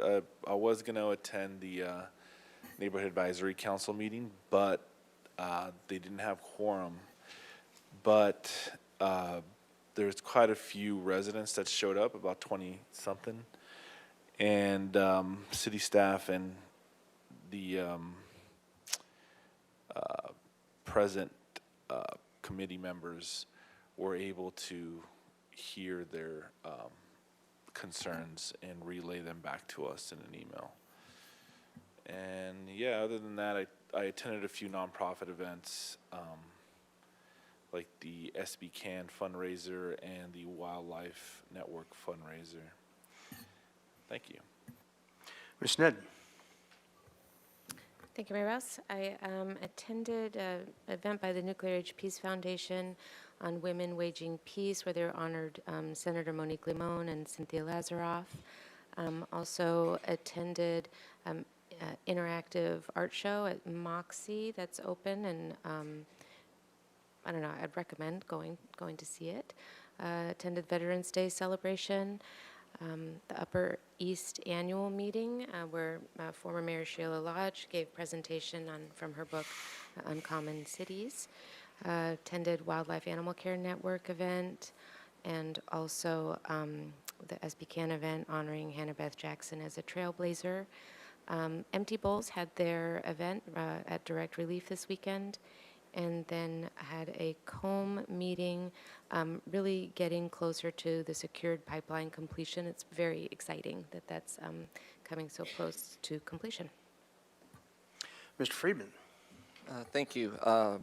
Attended, like Councilmember Gutierrez, also attended the high school showcase put on at Earl Warren, and it was great to see that there's two opportunities. One, all the high school students or 8th graders are sent over during the day, so they get a chance to look at it and go home and talk with their families, and then we go back at night. And we're just so fortunate to have 3 outstanding high schools there that offer so many different programs, and they connect into City College. And it was great to see all of the volunteers, high school students who volunteered to showcase their programs for the parents and the prospective students.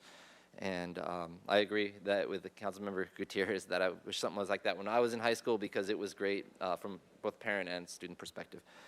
Also attended the Park Foundation board meeting, and just again looking at just how to support the parks and the bandstand and raising for that, and that will hopefully be going forward next year. And then attended the Friendship Center, had a Veterans Day ceremony honoring some of our local veterans on Thursday, and they had certificates from Congressman Carbajal, and it was great to hear their stories and just be able to listen and have lunch with some of these veterans going back World War II in Korea, Vietnam in particular, and to be there with their families and just listen to their stories. And then attended the Veterans Day ceremony at the cemetery put on by the Clayson's Foundation, and want to recognize them. It's a great event every year, and in honoring our veterans, and I know some of my colleagues who were there as well. So it was, we were well represented at the council. And then also attended the Ortega Park community meeting, and the League of Cities had a legislative briefing going over highlights from this legislative session, and there's a lot of interesting ones in the different categories. And I think they're going to be sending out a video link, so there's a lot of information there. But if I get it, I will send it. I'll have Holly send it out. And then last but not least, I was able to attend Seinfeld on Friday night, and it was great to see one of the all-time comedy greats in town, and definitely relatable to a lot of experiences that we go through. So I just want to thank our community and our arts community that was able to put on to 2 sold-out shows at the Arlington, and so a lot of members of the public were able to enjoy Seinfeld, and a night of good laughter. So thank you. All right, very good. On Friday, I had a lunch with the winning bidder for the Mayor for Lunch contest, or the Mayor for Lunch donation, which is always highly contested every year. A nice young man named Jesse Karcher. I'm not sure I pronounced that right. Is that correct? Who worked with you for a while, Sarah? Yes, a wonderful intern. And also works at Parks and Rec, and just a really focused, ambitious young man that is gonna go places. And it was nice to hear what our organization looks like through the eyes of a 19-year-old employee. It was actually very cool. And then yesterday I got to speak to the Apple Academy, which Mr. Friedman's son is a part of, but not the one. I spoke to the seniors yesterday, and that's also very refreshing after watching the news and hearing how the world's falling apart. And then you see these kids, you kind of go, we're going to be okay. So that's it. We are going to recess until 6 o'clock, and at which time we'll have a ceremonial event as well as our interviews for advisory commissions. We will see you then.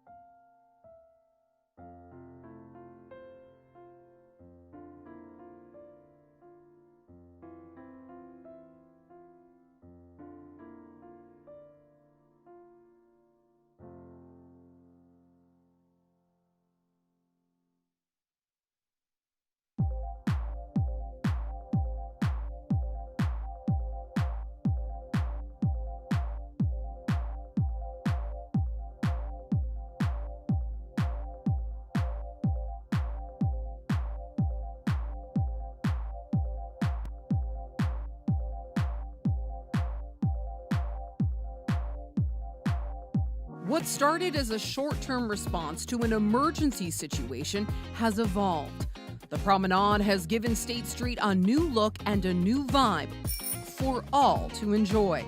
Whether you're biking, walking, or driving, it's on all of us to stay safe on State. Reported collisions have decreased since the inception of the Promenade. There are some simple steps we can all do to make State Street even better. Please remember to be respectful, be alert, watch your speed, keep a safe distance, and stop at red lights. Under the city's Vision Zero strategy to eliminate severe injuries and fatalities on city streets, we all play a part in a safe and enjoyable State Street Promenade. Check out the State Street Master Plan to learn more about the city's long-term efforts. Santa Barbara's public library on the go, where the library comes to you. An inclusive program that serves youth, seniors, Spanish speakers, and everyone in between. Come join in the fun and learn something new with Library on the Go. Coming soon to your neighborhood. You're very welcome. Check out sbplibrary.org for more. Be the solution to water pollution and stop pollution at its source. From the people to the street, to the creeks, to the beach. From the people to the street, to the creeks, to the beach. From the people to the street, to the creeks, to the beach. From the people to the street, to the creeks, to the beach. From the people to the street, to the creeks, to the beach. From the people to the street, to the creeks, to the beach. From the people to the street, to the creeks, to the beach. From the people to the street, to the creeks, to the beach. De la gente a la calle, al arroyo, a la playa. De la gente a la calle, al arroyo, a la playa. De la gente a la calle, al arroyo, a la playa. De la gente a la calle, al arroyo, a la playa. From the people to the street, to the creeks, to the beach. From the people to the street, to the creeks, to the beach. From the people to the street, to the creeks, to the beach. We're all the solution to water pollution.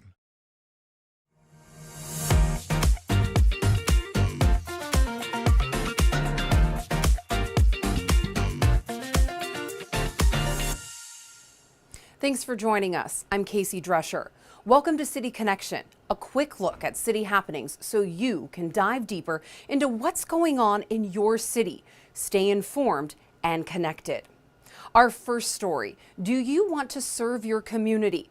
Have you always been interested in learning more about law enforcement? The police department's Volunteers in Policing program is accepting applications and looking for interested community volunteers to serve as VIPs.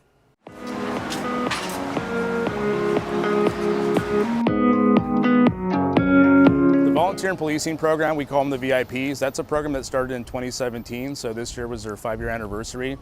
That program was really developed with a mission of finding a way to support public safety and also police department community relationships through a non-enforcement avenue. And the volunteers come and do that for us. Every day there's things that the VIPs do that I, at my level, probably don't even know about.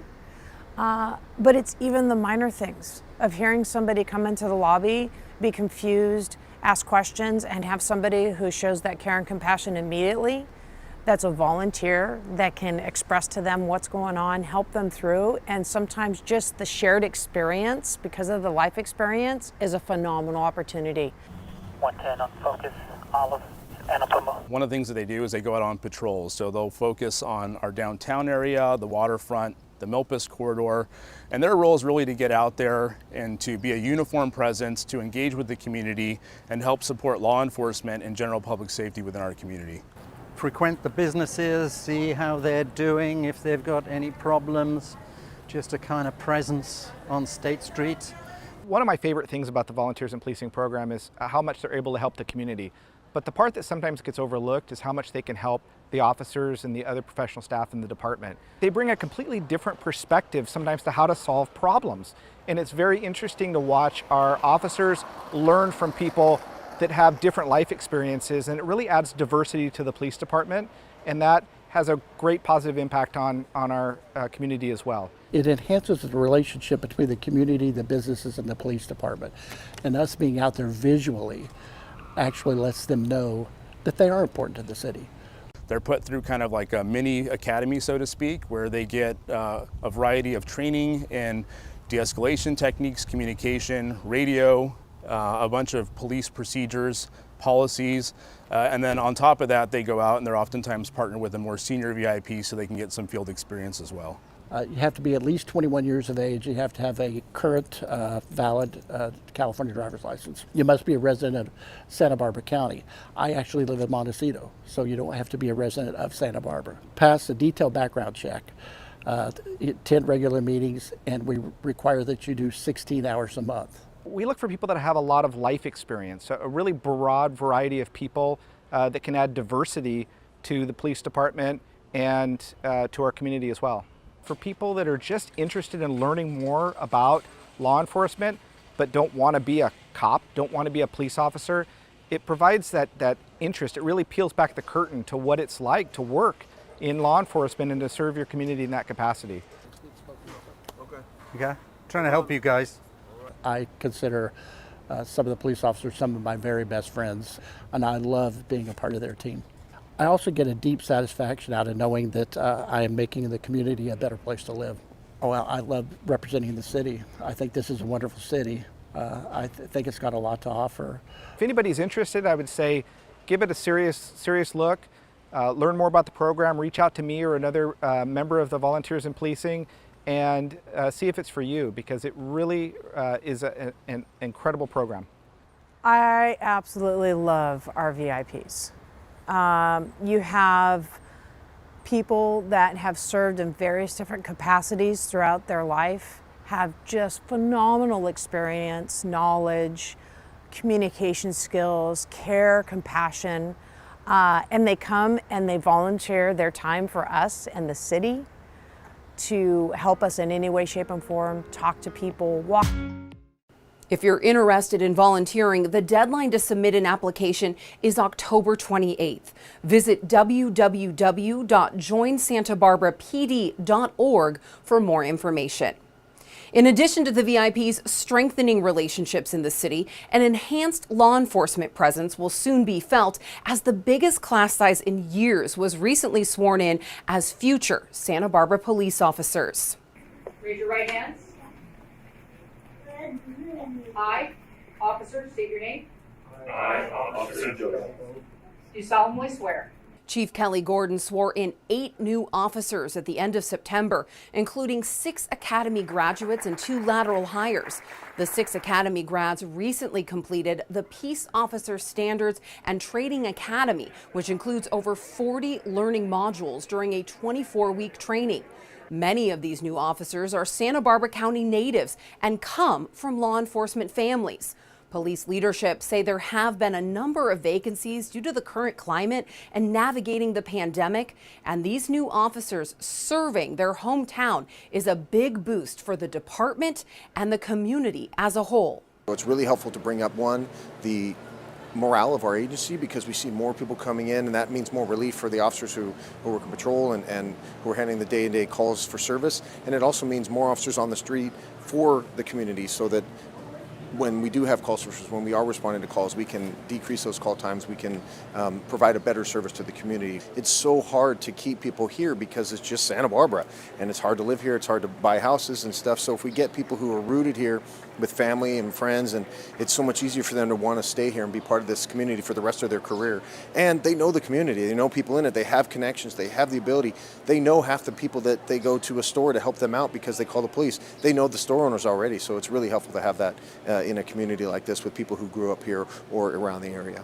These new officers will complete a short post academy and then hit the streets with their field training officers. State Street has undergone quite a makeover in the last couple years, with outdoor dining and pedestrian traffic breathing new life into the critical mass of the city's business and commerce. With the increased activity downtown, Public Works has a few things they'd like all of us to keep in mind. What started as a short-term response to an emergency situation has evolved. The Promenade has given State Street a new look and a new vibe for all to enjoy. Whether you're biking, walking, or driving, it's on all of us to stay safe on State. Reported collisions have decreased since the inception of the Promenade. There are some simple steps we can all do to make State Street even better. Please remember to be respectful, be alert, watch your speed, keep a safe distance, and stop at red lights. Under the city's Vision Zero strategy to eliminate severe injuries and fatalities on city streets, we all play a part in a safe and enjoyable State Street Promenade. Check out the State Street Master Plan to learn more about the city's long-term efforts. Come on down to State Street and shop and dine local. As the Central Library undergoes a major transformation this year, library services are available in an unconventional way. We recently took a ride with the Library on the Go van, and this is what we found. Santa Barbara's public library on the go, where the library comes to you. An inclusive program that serves youth, seniors, Spanish speakers, and everyone in between. Come join in the fun and learn something new with Library on the Go. Coming soon to your neighborhood. You're very welcome. Check out sbplibrary.org for more. That does it for this edition of City Connection. Stay in the know and follow the city on our social platforms. And be sure to sign up for our weekly newsletter, City News in Brief. We're always there for you online at santabarbaraca.gov. Thanks for watching. We'll see you next time.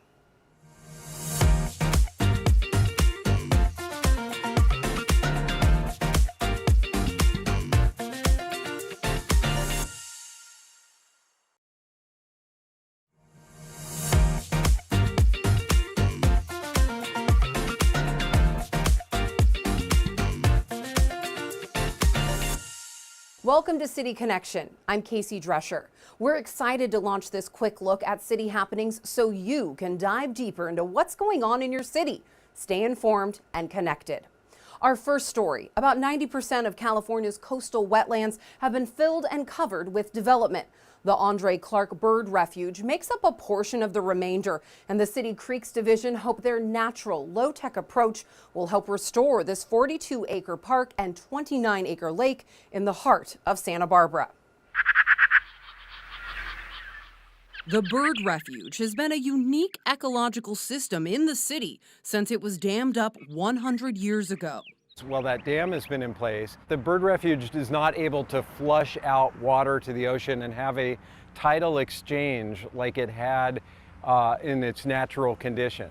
And so what we are trying to do is restore, in an incremental way, restore the function of the bird refuge. Evidence in historical writings, maps, and photographs point to poor water quality conditions and strong odors at the lake since the 1930s. When we get those odor events, we get a lot of complaints at the city, like, why is the bird refuge smelling? And so We hoped by improving the water quality and improving oxygen levels in there that we will have fewer of those odor events. And if we do have them, that they will last shorter in duration. This has been an issue and a problem for the city of Santa Barbara for about almost 90 years now. And so we're finally getting around to being able to take steps to try to improve that situation. Starting with natural drainage and tidal exchange. In place of that dam, we're going to install some gates, some openings, so that when we have rainstorms, we can open up the gates and allow the water to flush out to the ocean. And when a certain rain threshold has been met, no more flooding on Cabrillo Boulevard. We will be able to go out onto the beach and lower the height of that sand berm to allow it to naturally breach as the water level increases in the bird refuge. Another big part of the project deals with dune restoration and a slight expansion of the coastal estuary. We're going to remove some non-natives and put in more native species, so that whenever you have native species, that they provide seeds and bugs that the native birds are used to eating and provides a food supply for them. So when you change the vegetation, that's kind of the foundation of the habitat for all the other species. And so that will improve habitat in that way. An improved habitat that could eventually usher in bird diversity, the circle of life, if you will. Higher oxygen will allow fish to survive, better for other microorganisms and aquatic organisms that can live here, and those provide food again for the birds and help to keep the water cleaner. Restoration work is expected to last until December, and Creek staff emphasize that since they're working with the natural elements of the refuge, change will be incremental. Creeks hope to wrap up the construction in December, but again stress that we will have to wait for rainfall and time to see improvements. Every September, we observe National Preparedness Month and raise awareness about the importance of preparing for disasters and emergencies before they strike. This year's theme is A Lasting Legacy. Prepare for disaster and create a lasting legacy for you and your family. This National Preparedness Month, the City Fire Department is reminding you to build or replace items in your family's emergency kit.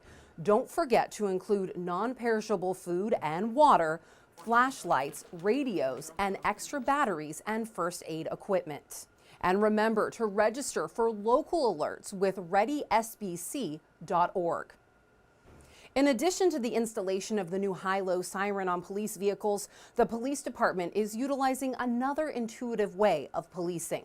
Last month, SBPD rolled out 3 e-bikes, adding to their fleet. Thanks to grant funding, police now have an additional way of patrolling, and officers call them a more modern and effective tool in their inventory. Residents are likely to see these bikes in action, patrolling State Street, the waterfront, and even on the Mesa and Milpas Street. The officers enjoy it, and 2 really big benefits of the e-bikes is that it expands the ability for these officers to respond and reduces the response time. It really allows us to be more in contact with people, be out and about within the community, and have a really good positive interaction with those members that our bicycle patrol officers contact on a daily basis. Officers ride in partners and are able to patrol a larger geographical area, traveling at speeds up to 28 miles per hour. And now a traveling parent in need of a private space to breastfeed or pump now has a new amenity to utilize at the airport. The airport is proud to announce the addition of a private and secure lactation pod on the 2nd floor of the terminal building past the TSA security checkpoint and just to the right of Gate 2. A parent in need of this facility can access the lactation pod through an app, so it's private and secure. Airport staff also took great care in designing the space so it fits right in with Santa Barbara's old Spanish style. Stay in the know and follow the city on our social platforms. And be sure to sign up for our weekly newsletter, City News in Brief. We're always there for you online at santabarbaraca.gov. Thanks for watching City Connection. We'll see you next time.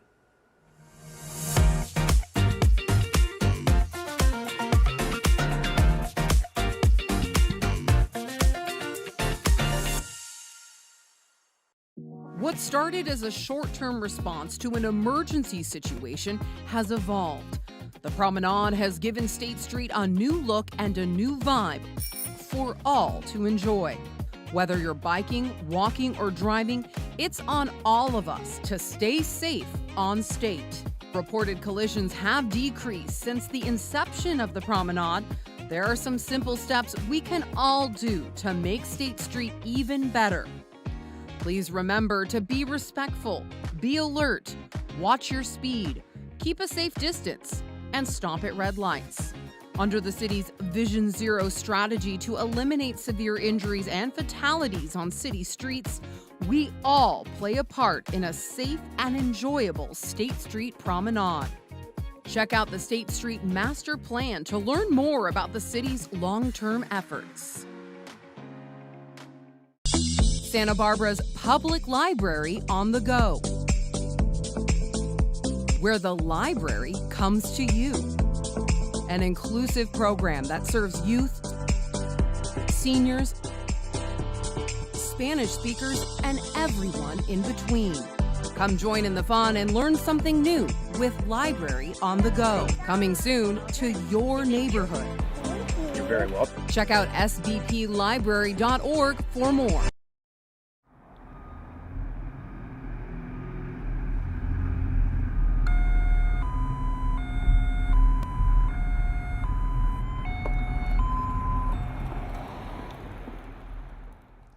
Hello, I'm Sergeant Ethan Ragsdale, the Public Information Officer for the Santa Barbara City Police Department. That unique sounding siren you just heard is known as the high-low siren. It is used only to alert community members of a need to evacuate during an emergency or natural disaster. The Santa Barbara Police Department has recently outfitted our fleet of police vehicles with this new siren tone. This unique sounding siren is different from those you would normally hear when an emergency vehicle is responding. By implementing this new siren tone, it allows officers to make quicker evacuation notices. This can save time and lives. If you hear this siren in your neighborhood, you need to be prepared to evacuate immediately. We recommend tuning into a trusted news or social media source, and also sign up for emergency alerts by visiting the Santa Barbara County Office of Emergency Management webpage. Thank you for your time.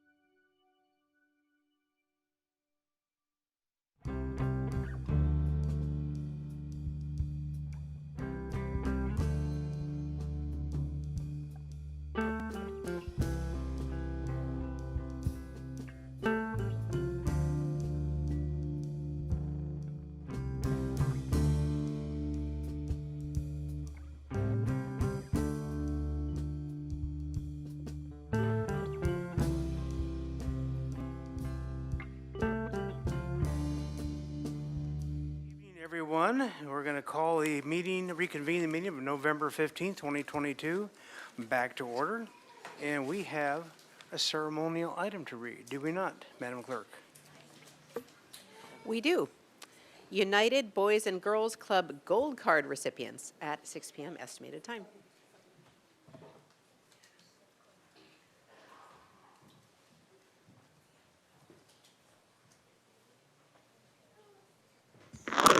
Oh, sounds like it hurts, doesn't it? Good to see everybody tonight. Thank you so much for coming in. We're all very proud of you. You guys should be proud of yourselves for doing what you've done with the Boys and Girls Club. Michael's a big fan of City Council. We're a big fan of his, so we're really happy to see this happening tonight. I'm going to read a proclamation about this, and I'm going to give the the Boys and Girls Club Awards to Mr. Baker to hand out. So here we go. This is for the City of Santa Barbara Certificate of Recognition. On behalf of the Santa Barbara City Council, it is my pleasure to recognize and congratulate all the students who achieved Gold Card status for their stellar attendance at the United Boys and Girls Clubs of Santa Barbara County. So give yourselves a big hand for all that.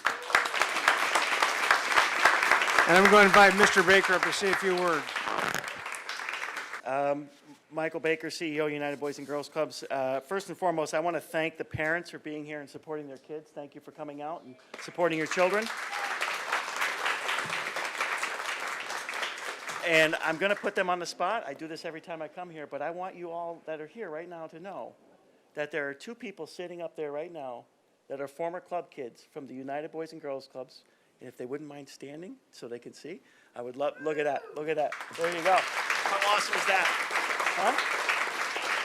Well, this is the largest group we've ever had for Gold Card ceremony. This is the first time it includes the downtown club as well after the merger, so we're very excited about that. And just to give everybody an overview of what the Gold Card symbolizes, we know from Boys and Girls Clubs across the country that the magic number is 105 days.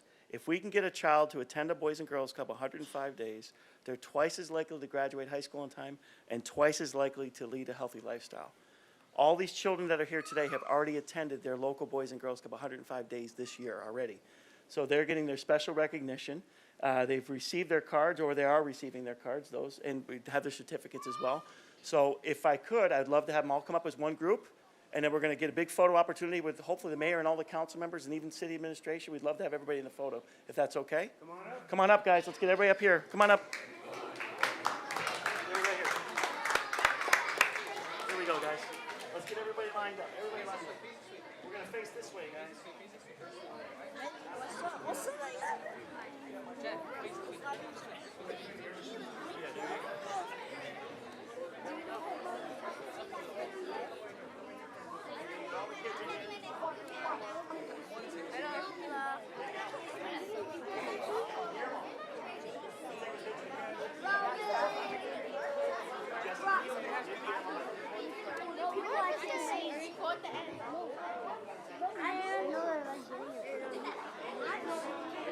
Here we go, guys. Let's move it in. Let's move it in. Let's get in there. Okay. Okay, we're all gonna look back there.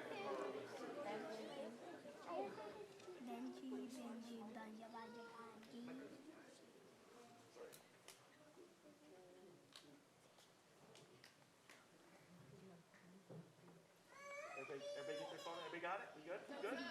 We good? Everybody got it? Okay, let's give a round of applause to the city. Let's give a big round of applause for Mom and Dad out there.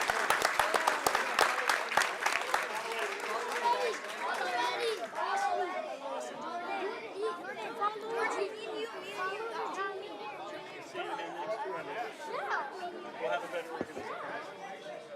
The biggest crowd we've ever had.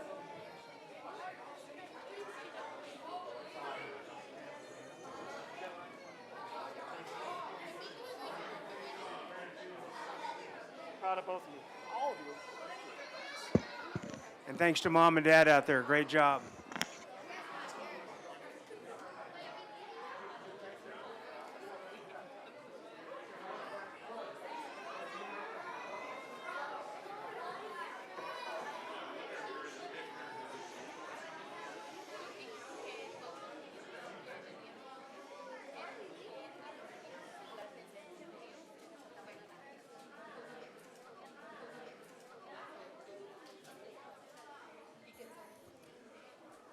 We're going to give the chambers a few minutes to clear here before we try to get into the next order of business, if it's all right with everyone.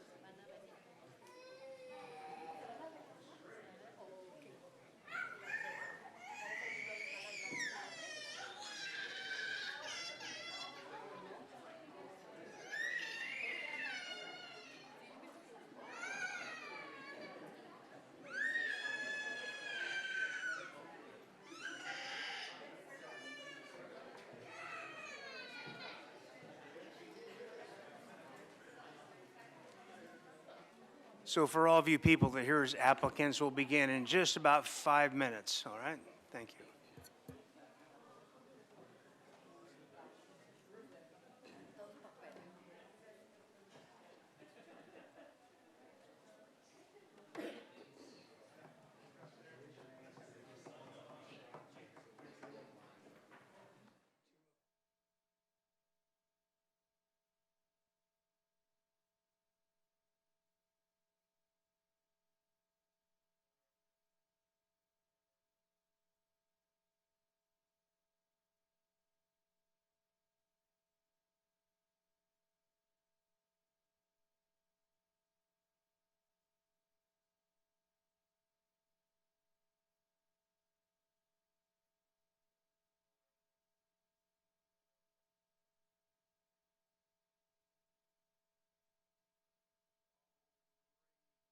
And, Madam Clerk, if you can read the next item, please. Certainly. Item 13, interviews for city advisory groups. Okay, so I'm going to call it out by the group itself.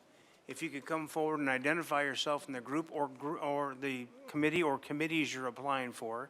And if you're applying for more than one, that's great. You only have to interview once. Just tell us in which order you'd like to apply. In other words, first, second, and third choice, if that's what you'd like to do.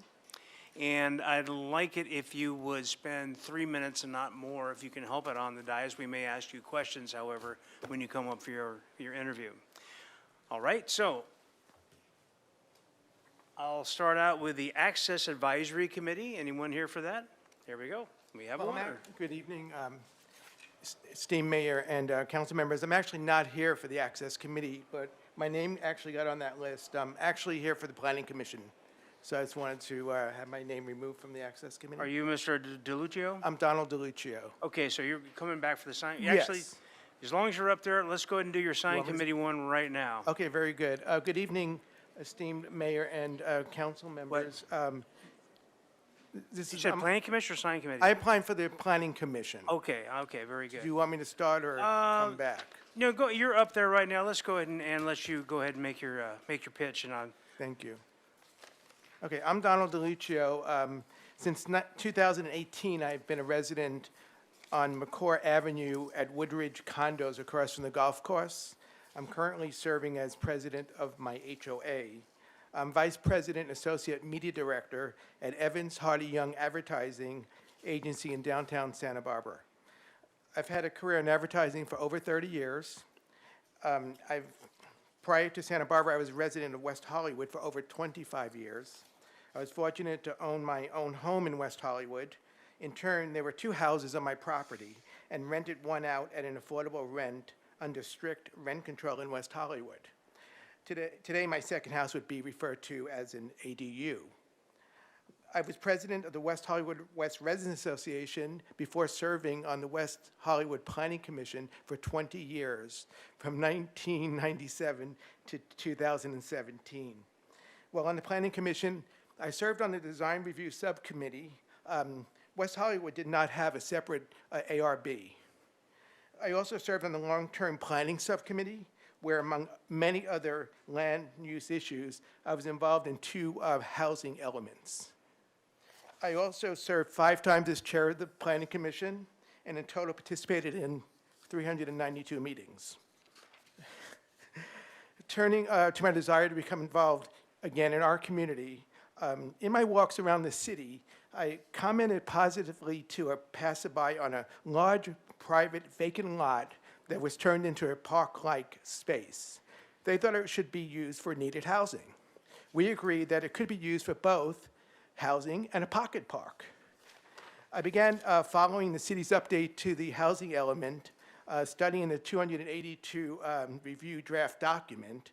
I've actually printed it out and I've gone through it several times, and I turned into the Planning Commission and City Council meetings for the deliberations. I'd like to work with the city to increase the number of very low arena housing numbers.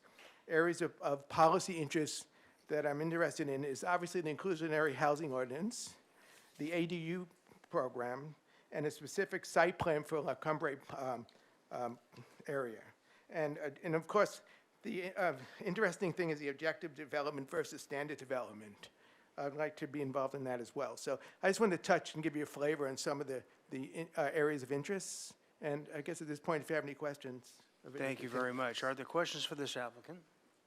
And we have you just down for Planning Commission. We're not interested in the Access Advisory Committee. Is No, that I'm not. correct? Okay. Okay, thank you so much. You're welcome. Appreciate that. You got in and out early. Okay, Airport Commission. I know we've got some takers for this one. Good evening. My name is Carl Hopkins. I am applying for a position on the Airport Commission.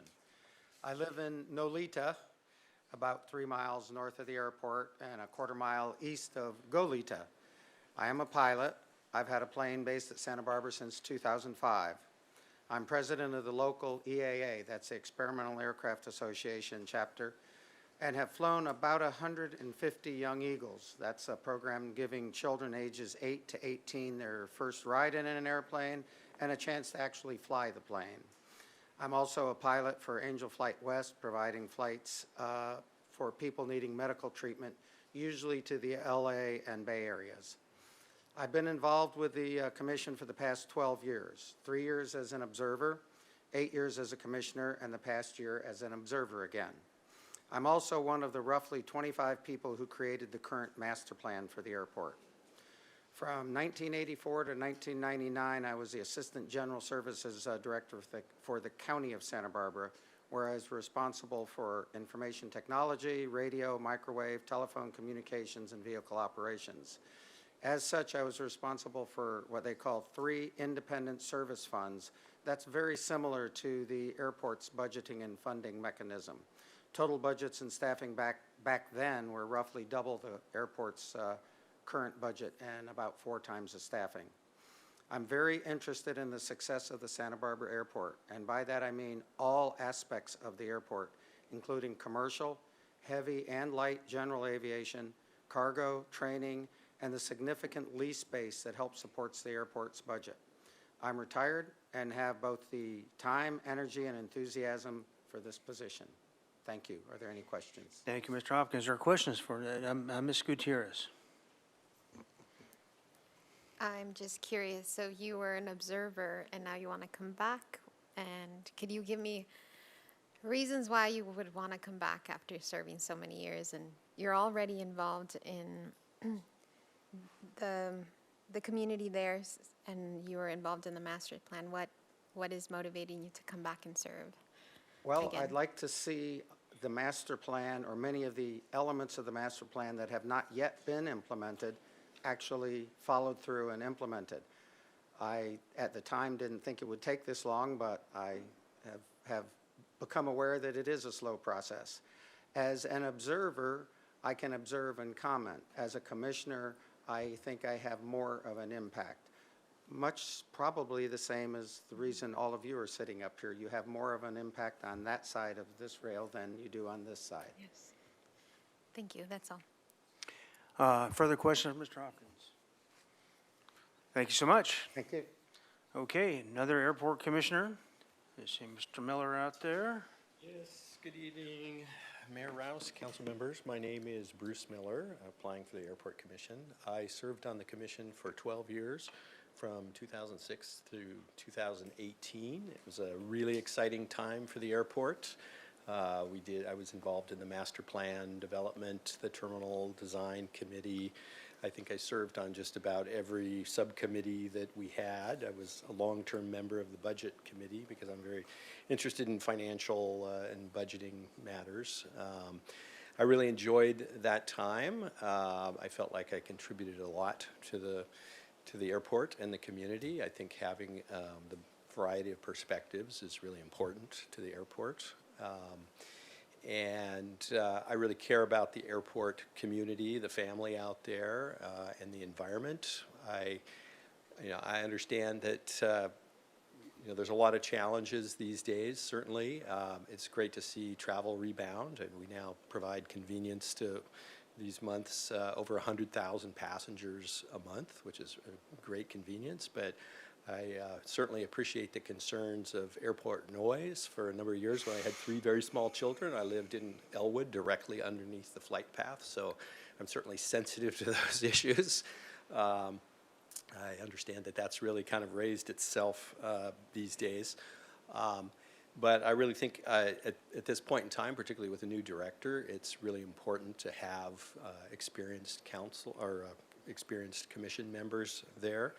I'm also a tenant and I am a pilot. Don't hold that against me. It was a small plane, but I think that having the awareness of what can and can't be done around noise abatement is really important, because I think it's really clear that we've got, as the community, the airport, pilots, airlines, and the FAA all really need to work together to find a solution that to the environment and the quality of life issues out in that area. So I think it's everybody's concern. So I'd really, I'll just say, I felt, as the previous applicants did, that it was really a lot easier to support the airport from the commission side than being in the audience. And with that, yeah, I appreciate your support. Any questions? Questions for Mr. Miller? This is going to be one hotly contested commission. We got a lot of interest and not enough seats for some very qualified commissioners. So thank you very much for applying. Thank you. Appreciate that. Okay, well, let's move on to the Architectural Board of Review. Anyone here for that? Okay.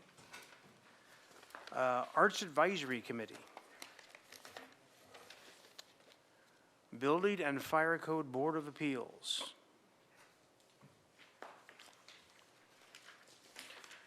Citizens Oversight Committee. Civil Service Commission. Oh, come on, somebody's got one. Community Development and Human Services Committee.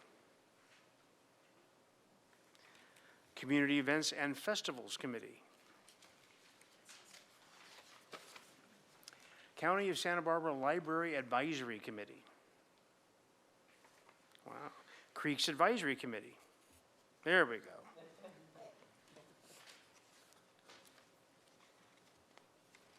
Good evening, Mayor Rouse and City Council members. My name is Lori Gaskin, and I am currently a member of the Creeks Advisory Committee and its chair as well. I wanted to make sure I answered the questions that were provided within the document. So I'd like to begin by what is my experience or skill set that I think is valuable to the committee. I believe I have a proven track record of service to the city through my role on the Creeks Advisory Committee. And that's because of both an avocational interest as well as an academic interest. So my background, my academic training is as a fluvial geomorphologist, which is the study of stream systems. And I am very much aware of both the science as well as the community that happens around watersheds and streams. So number one, my academic training. Two, avocationally, I am very involved in Santa Barbara Audubon Society, and our mission is to protect birds and bird habitat. And one of the most important habitats for birds, nesting birds, foraging birds, birds seeking cover, are riparian corridors, the riparian system. And so that is another reason I would like to continue to serve in my capacity, because I am able to affect support for all of the fine things that the Creeks Advisory Committee is doing. Finally, and third, is my experience as president of Santa Barbara City College. In that leadership role, I understand, number one, what it means to be part of a collective advisory group, and then how that advisory group functions and its role. And I believe I've been quite successful, and I certainly enjoy it. And I can't speak highly enough of the proactive insight that this community had to pass Measure B back in 2000 and to provide that targeted funding for something so essential as stream protection, stream restoration, and water quality improvement. So I am seeking your consideration for reappointment. You know, I didn't recognize you with a mask on. I go, I'm sorry. There you are. Hey, Lori. Any questions from Ms. Gaskin? Thank you very much. Appreciate that. Move on to the Harbor Commission. All right. Ms. Kramer. I am Betsy Kramer, formerly Elizabeth Kramer, and reapplying, or I'm on the Harbor Commission now, or reapplying, I guess. And I prefer it, a long thing, which I will extract down to 2 or 3 minutes without reading it, hopefully. I've been on the Harbor Commission as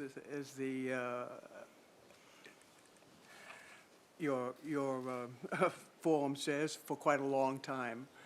And I hesitated strongly about reapplying. However, I think I still have something to offer. And when I came on the commission, I came with one main purpose, which was to protect seabirds, particularly pelicans. And I worked very closely with Mick Kronman for several years. And the signage that you see around the waterfront are the results of the work that he and I did together to get the signage. But more importantly is that there's a greater interest, greater knowledge about protecting the seabirds. And I'm really, really proud of the Harbor Patrol and the entire Waterfront Department for what they do. And so I would like to support that, continue to support that. And when I first came when I first applied, I wrote of the harbor being like a small town within a city, with differing activities and interests, although I'm not at all sure they are always competing interests, as the question is phrased. Complementary would be often a better description. I gain insight by careful listening, asking questions, being open to anyone's comments. People who are not willing or comfortable talking to the staff will talk to me, and I will sometimes pass it on to the staff or perhaps get it resolved. And my guide is the Harbor Master Plan that begins, quote, "The Harbor Master Plan goal is the harbor shall be a working harbor with priority given to ocean-dependent uses, such as commercial fishing and recreational boating, for all users and income groups," end quote. And the Harbor Commission itself is quite representative of many of the groups, with 2 liverboards, one who's employed in an important waterfront business, one directly involved with recreational fishing, another intensely involved as a volunteer with the commercial fishers, another with a restaurant bar in the Funk Zone close to Cabrillo Boulevard, probably with an intense appreciation of parking issues, and 2 of us without personal connections to waterfront businesses, but there because of personal interest. Almost all of our votes are unanimous, even when we start from differing positions. The only one I remember as not unanimous was where to continue the meetings, here in the council chamber or in the David Gebhardt room. And I was the one choosing the David Gebhardt room.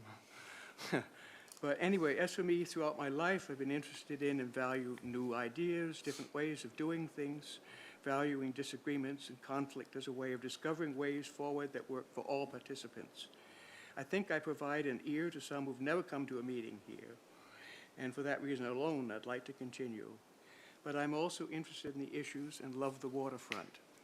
And what could be done, what suggestions, and this may be kind of off the wall. And there's one of the things that I would wish could be changed, and that would be to have greater involvement with the schools, to have the students have a greater knowledge of their harbor and waterfront. I had a friend who taught at Harding School, and she used to spend the overnights with her 4th grade class on the annual visit of the tall ships. She'd tell me how excited the kids were, but also how little they knew of the harbor, and even how afraid some were. It would be wonderful if our Harbor Commission could somehow or other encourage youth participation in and encourage youth participation in a knowledge of how things work at the harbor. appreciate the wildlife, and perhaps coordinate with elementary school science classes that would also touch on sea level rise that will certainly affect their lives. And every year I've volunteered to help in the annual cleanup. And there are a lot of volunteers there, but I don't see that many elementary school children. And it would be great to have kids there to show them the baby octopuses and to also show them all the trash that's been dumped in. It was somewhat close to 2 tons we pulled out last May. And it's not exactly in the charter description of what the Harbor Commission should do, but it would be good if there were a way. And I think there might be quite a few on the Commission who would be open to the idea. There are a few others that I'd like to also see happen, but this is already too long. And so as for whether the Harbor Commission is operating as well as it could, probably, but it would be helpful to all if, on being seated, a new commissioner were given a copy of the Harbor Master Plan. Its principles are still valuable and important in appreciating all the aspects of the waterfront and its history. So, All any right, very questions? good, thank you. Any questions, Ms. Kramer? All right, Thank you so great, much. thanks. Appreciate that. For the Harbor Commission. Well, let me just start by saying, if you don't pick me, please pick Betsy. Good evening, Mayor Rouse, council members, and staff. I am Jamie Diamond. I am a Harbor Commissioner applicant and qualified elector in the county of Santa Barbara. I live in Carpinteria, so this is the only seat that I really could apply for. I am and have been an active participant in Harbor Commission meetings and work groups for many years. My husband, Jason Diamond, and myself own Stardust Sport Fishing, located in the harbor since 1996. In the last year, I also created and became CEO of the new Santa Barbara Landing. Outside of the harbor, I'm an elected school board trustee for Carpinteria Unified School District. I'm on the board of directors for the Sport Fishing Association of California and the Government Affairs Committee of the American Sport Fishing Association. I'm heavily involved in both in federal fisheries, both commercial and recreational, and I've been working directly with the California Air Resources Board over the last 2.5 years on the proposed commercial harborcraft rule amendment. I'm uniquely situated and qualified for this position. As a representative of harbor businesses, I'm among recreational fishermen, commercial fishermen, non-consumptive users, and ocean enthusiasts. I'm in communication with waterfront users all the time. Even better, I'm in the harbor every day, making myself easily accessible for constituents. I understand the time commitment and workload associated with the seat. I have a long-standing rapport with harbor staff, harbor patrol, and administration. Building on that, I hope to help guide administration and staff to bring the harbor into the future. As an advisory body, I know we're to be a liaison between the users and staff. We take staff recommendations, make our recommendation to you, the City Council, for you to act upon. There are no unrealistic expectations of what my role is or what the Harbor Commission is capable of. As a school board trustee, I am well-versed in the Brown Act and Robert's Rules of Order.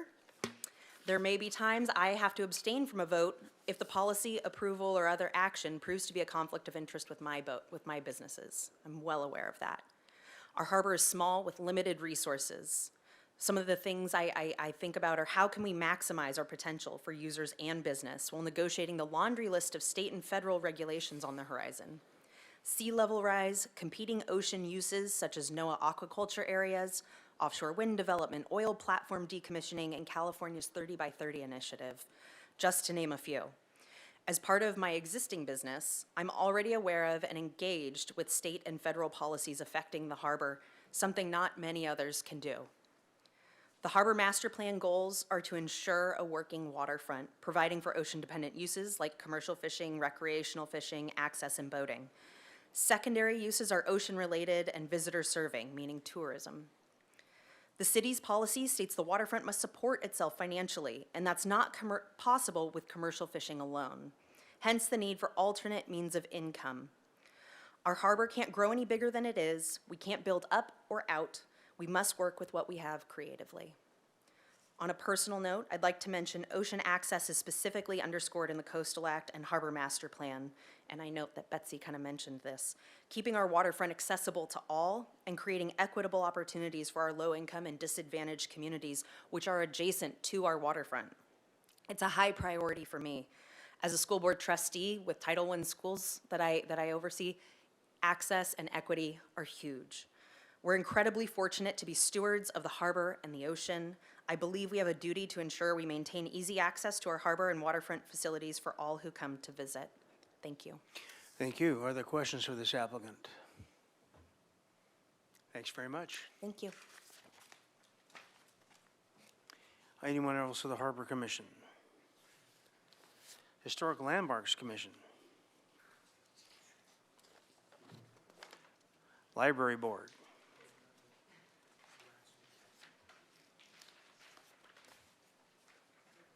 Good evening, Mr. Mayor and City Council. Thank you so much for the opportunity as an applicant to the Library Board to tell you a little bit about my background, experience, and why I want to be a part of this important organization.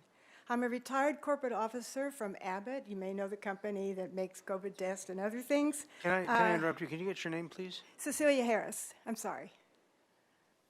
I skirted over it quickly. Thank you. I'm sorry if I'm a little nervous. It's been a while since I've done this. That's quite since all my right. retirement days. I worked at Abbott for about 30 years in product development, quality, and regulatory. And of course, with that, I gained a lot of experience in leadership and management, both of people and financial issues and operations. My education is a bachelor's in medical technology and a doctorate in microbiology and public health. I've taught at the university level and medical school level, and I have served my communities in the Chicago area as an auxiliary member of United Way Campaign Board and United Appeal, and also I was the chair of the board of a professional society, actually two of them, Regulatory Affairs Professional Society, and the chairman of the board of the American Society for Quality. In 2009, my husband and I visited Santa Barbara to see how our daughter was doing in graduate school at UCSB. And of course, we already were in love with our daughter, but we fell in love with Santa Barbara as well. Changed our plans for retirement to Florida, to Santa Barbara, and haven't looked back since then. In 2019, my husband passed away, and I had a decision: should I stay here, go back to Chicago, or my home state of Kentucky?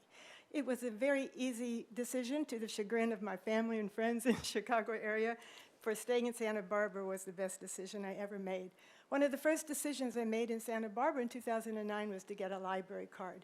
I mentioned I grew up in Kentucky, and our family was of limited means, so I know what it's like. I think at the time they called it food stamps. We had Catholic Charities, but we had the library.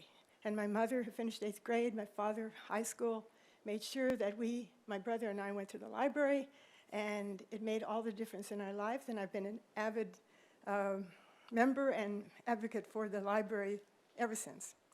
I really was excited about the Santa Barbara Library. It was more than just a place to get books, but I met people, I became a part of the community. I was amazed at the wide variety of services and the level of services that were provided. In preparation for this position, I reviewed the responsibilities of the board. I take it very seriously. And I also reviewed the minutes of the board committee minutes for about the last 18 months. I was, again, very impressed at all that's been accomplished, especially in the time of COVID, with such challenges in our community. And I really liked the idea of several things that appeal to me, and I would like to help to continue these. And that is to make sure that access is given to the entire community, especially our most vulnerable community members and those with, for whatever reason, may have limited ability to access the library services. I also think that I witnessed myself, the library is a vital part of this community, and I think that can only be improved upon, not just as an anchor in the community, but kind of a hub or network connecting to other organizations. And finally, the library, as Carnegie said, is the palace of the people, and it's a vital part of the community. So perhaps serving on this board, I can contribute in some way to making sure that it continues to be such a respected and loved part of our community. And I will do that in a spirit of humility and cooperation and support with my own voice, but especially listening to our stakeholders in the community. So thank you for this opportunity. Thank you. Do we have any questions for the candidate? Thank you very much. Anyone else for Library Board? Living Wage Advisory Committee? Mr. Ramirez. Good evening, Mayor Rouse and members of the council. My name is Daniel Ramirez, and I am the current Director of Strategic Initiatives with the Downtown Santa Barbara organization. And I am applying for this committee because I have served previously in years past on an appointed committee of the Community Development Human Services Committee for nearly 2 terms. And so I'm aware of how committees work and operate and how to go through various applications and how to come together as a committee to provide resources to council for recommendations and whatnot. Also, the issues that this committee observe are important to me. The supplemental employee benefits, such as the basic medical coverage, retirement planning, childhood development planning, fair compensation on leave, are important to future service contracted employees. And myself, having experience on receiving such benefits in past occupations, are important to the community, and I'd like to make sure that this ordinance is carried out as best possible from council, and I can review and look at all these applications in both the viewpoint from an employee and an administering view. Also, like to serve in this capacity to fulfill a particular qualifying position on here, as stated in one of the positions that a recommendation or a nomination from the Downtown Santa Barbara organization, and so I'm happy to serve in this capacity and have accepted their nomination. So thank you for your time. I'm open to any questions. Thank you. Any questions for Mr. Ramirez? Thanks very much. Thank you. Move on to the Neighborhood Advisory Committee. Parks and Recreation Commission. Planning Commission. Rental Housing Mediation Board. Let's see, sign committees, already look like everybody's been here for that. Single Family Design Board.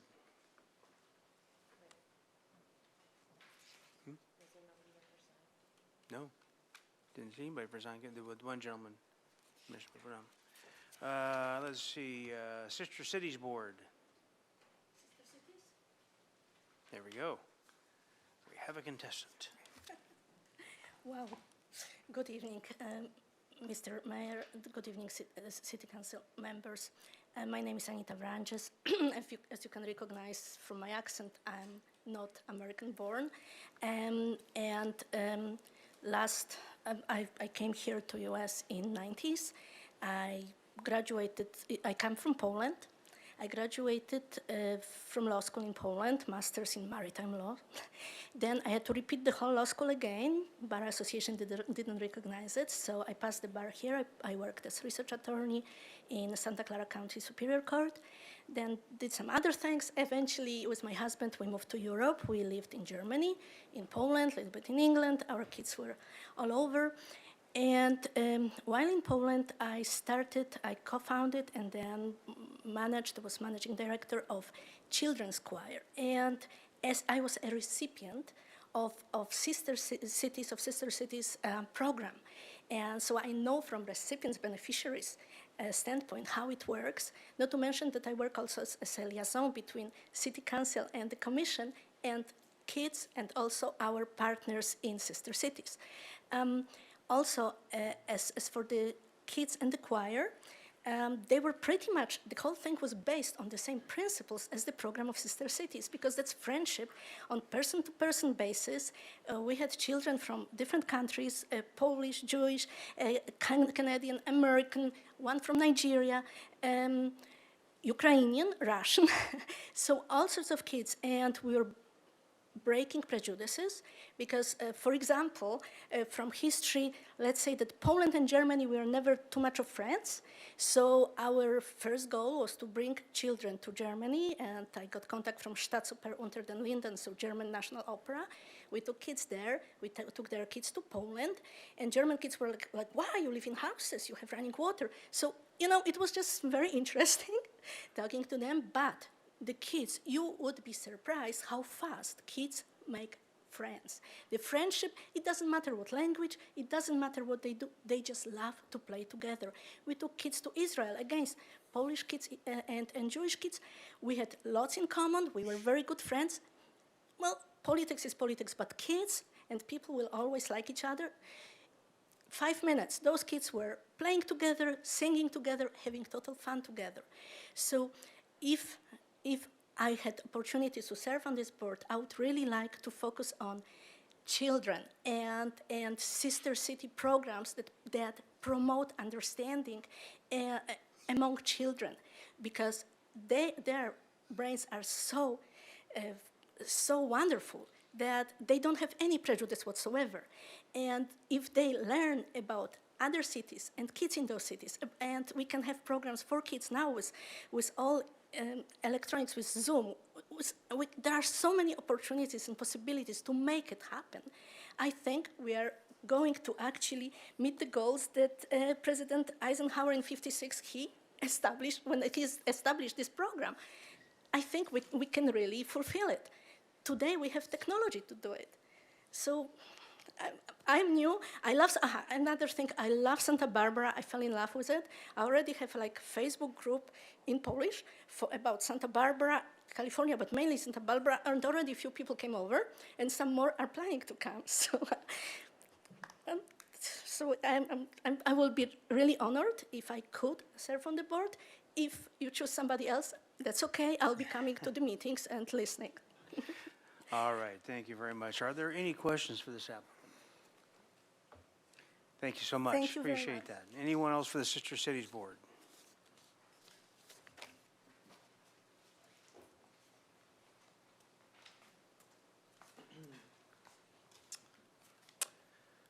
So I'm Mark Filibosian, and I'm running for Sister Cities, and I just want to thank City Council for the opportunity to interview for the Sister Cities Board.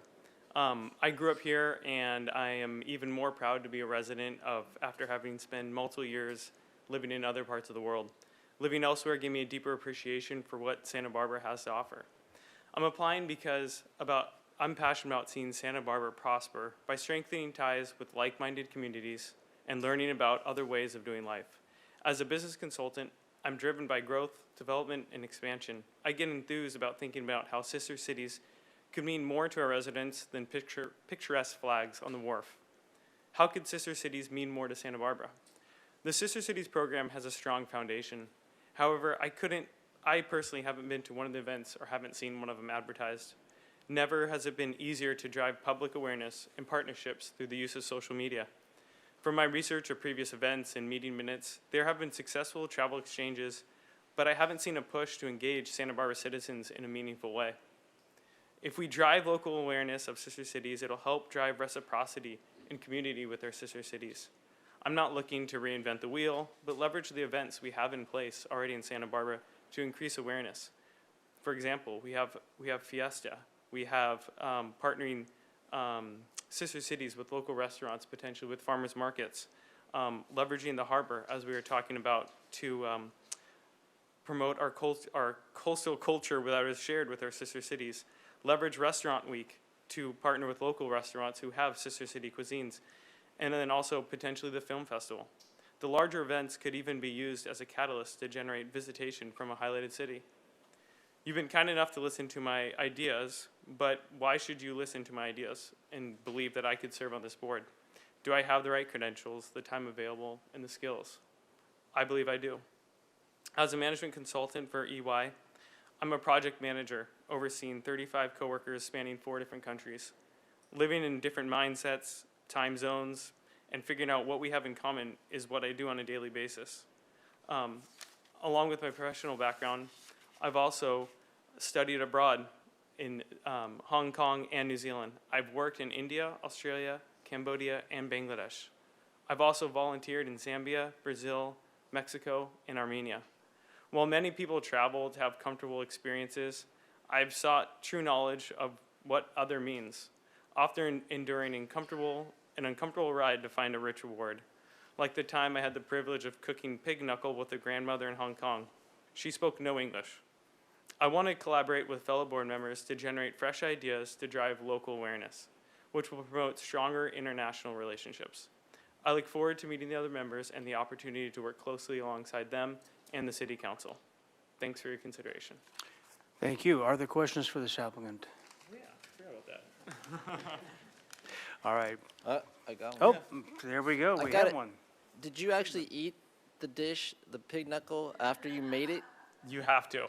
You have to. Considering how often I got yelled at while making it, I did have to try it, and it was a little gelatinous for me. How about that? Thank you. Yeah. All right, thank you. Okay, anyone for the Transportation and Circulation Committee?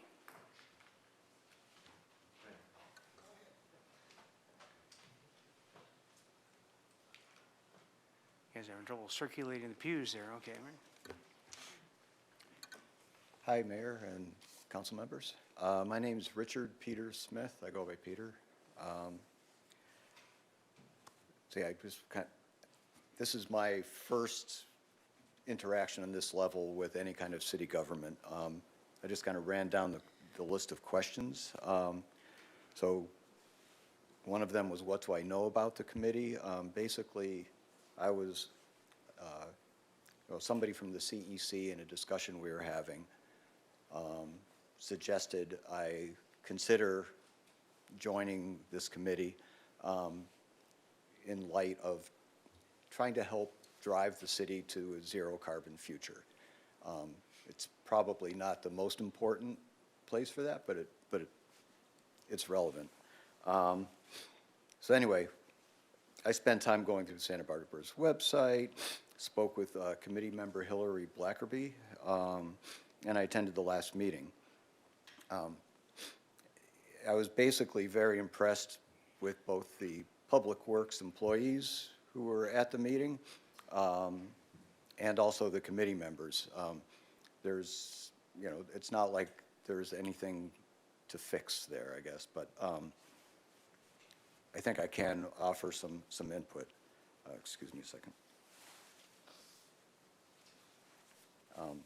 My qualifications, I have a PhD in physics, just retired from my career managing groups in semiconductor research and development, which is certainly not public works. On the other hand, of course, I spent my career solving difficult problems and dealing with people, getting input, digesting things in that way. I live in Oak Park. I bicycle a lot. My wife and I use a lot of different forms of transportation. We walk, we have an EV, we take the train to LA, we have a Vespa. So I'm, very familiar with all of the transportation hiccups in town, I think. And as to why I want to do it, again, I've been I've been extremely concerned about climate change for many years and have just been acting personally, not acting in a community way. But since I retired, I thought maybe I can help out and try to find ways to accommodate all appropriate sorts of transportation in town and, get better ways of allowing people to exist safely without burning as much carbon. Any questions? Anything?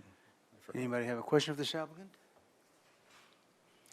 Thank Yes, you very I have a much. question. Oh, we do have one, sorry. I'm just curious, how long have you been driving a Vespa around the city? It's my wife's, and I guess she's had it for about 10 years. Okay. I actually had a motorcycle for commuting to work and just sold it since I retired. Thank you. All right, thank you very much. Another applicant for TCC.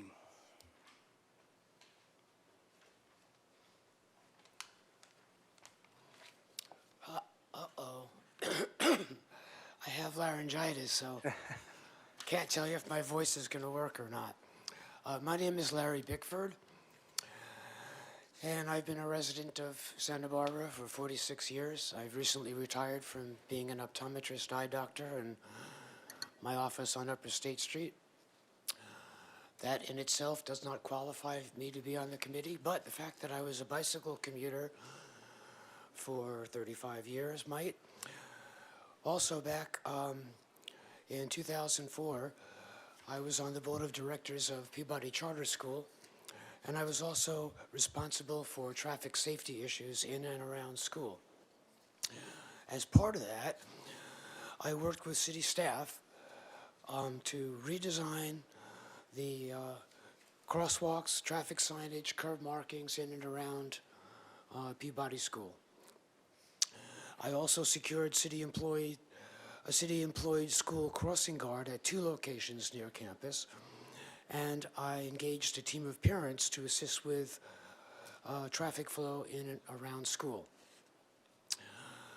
I was one of the original members that developed the Safe Routes to School program way back in 2005, and I helped organize the pedestrian and bicycle safety assemblies, the first bicycle rodeos, where we actually made the equipment in Eva's garage.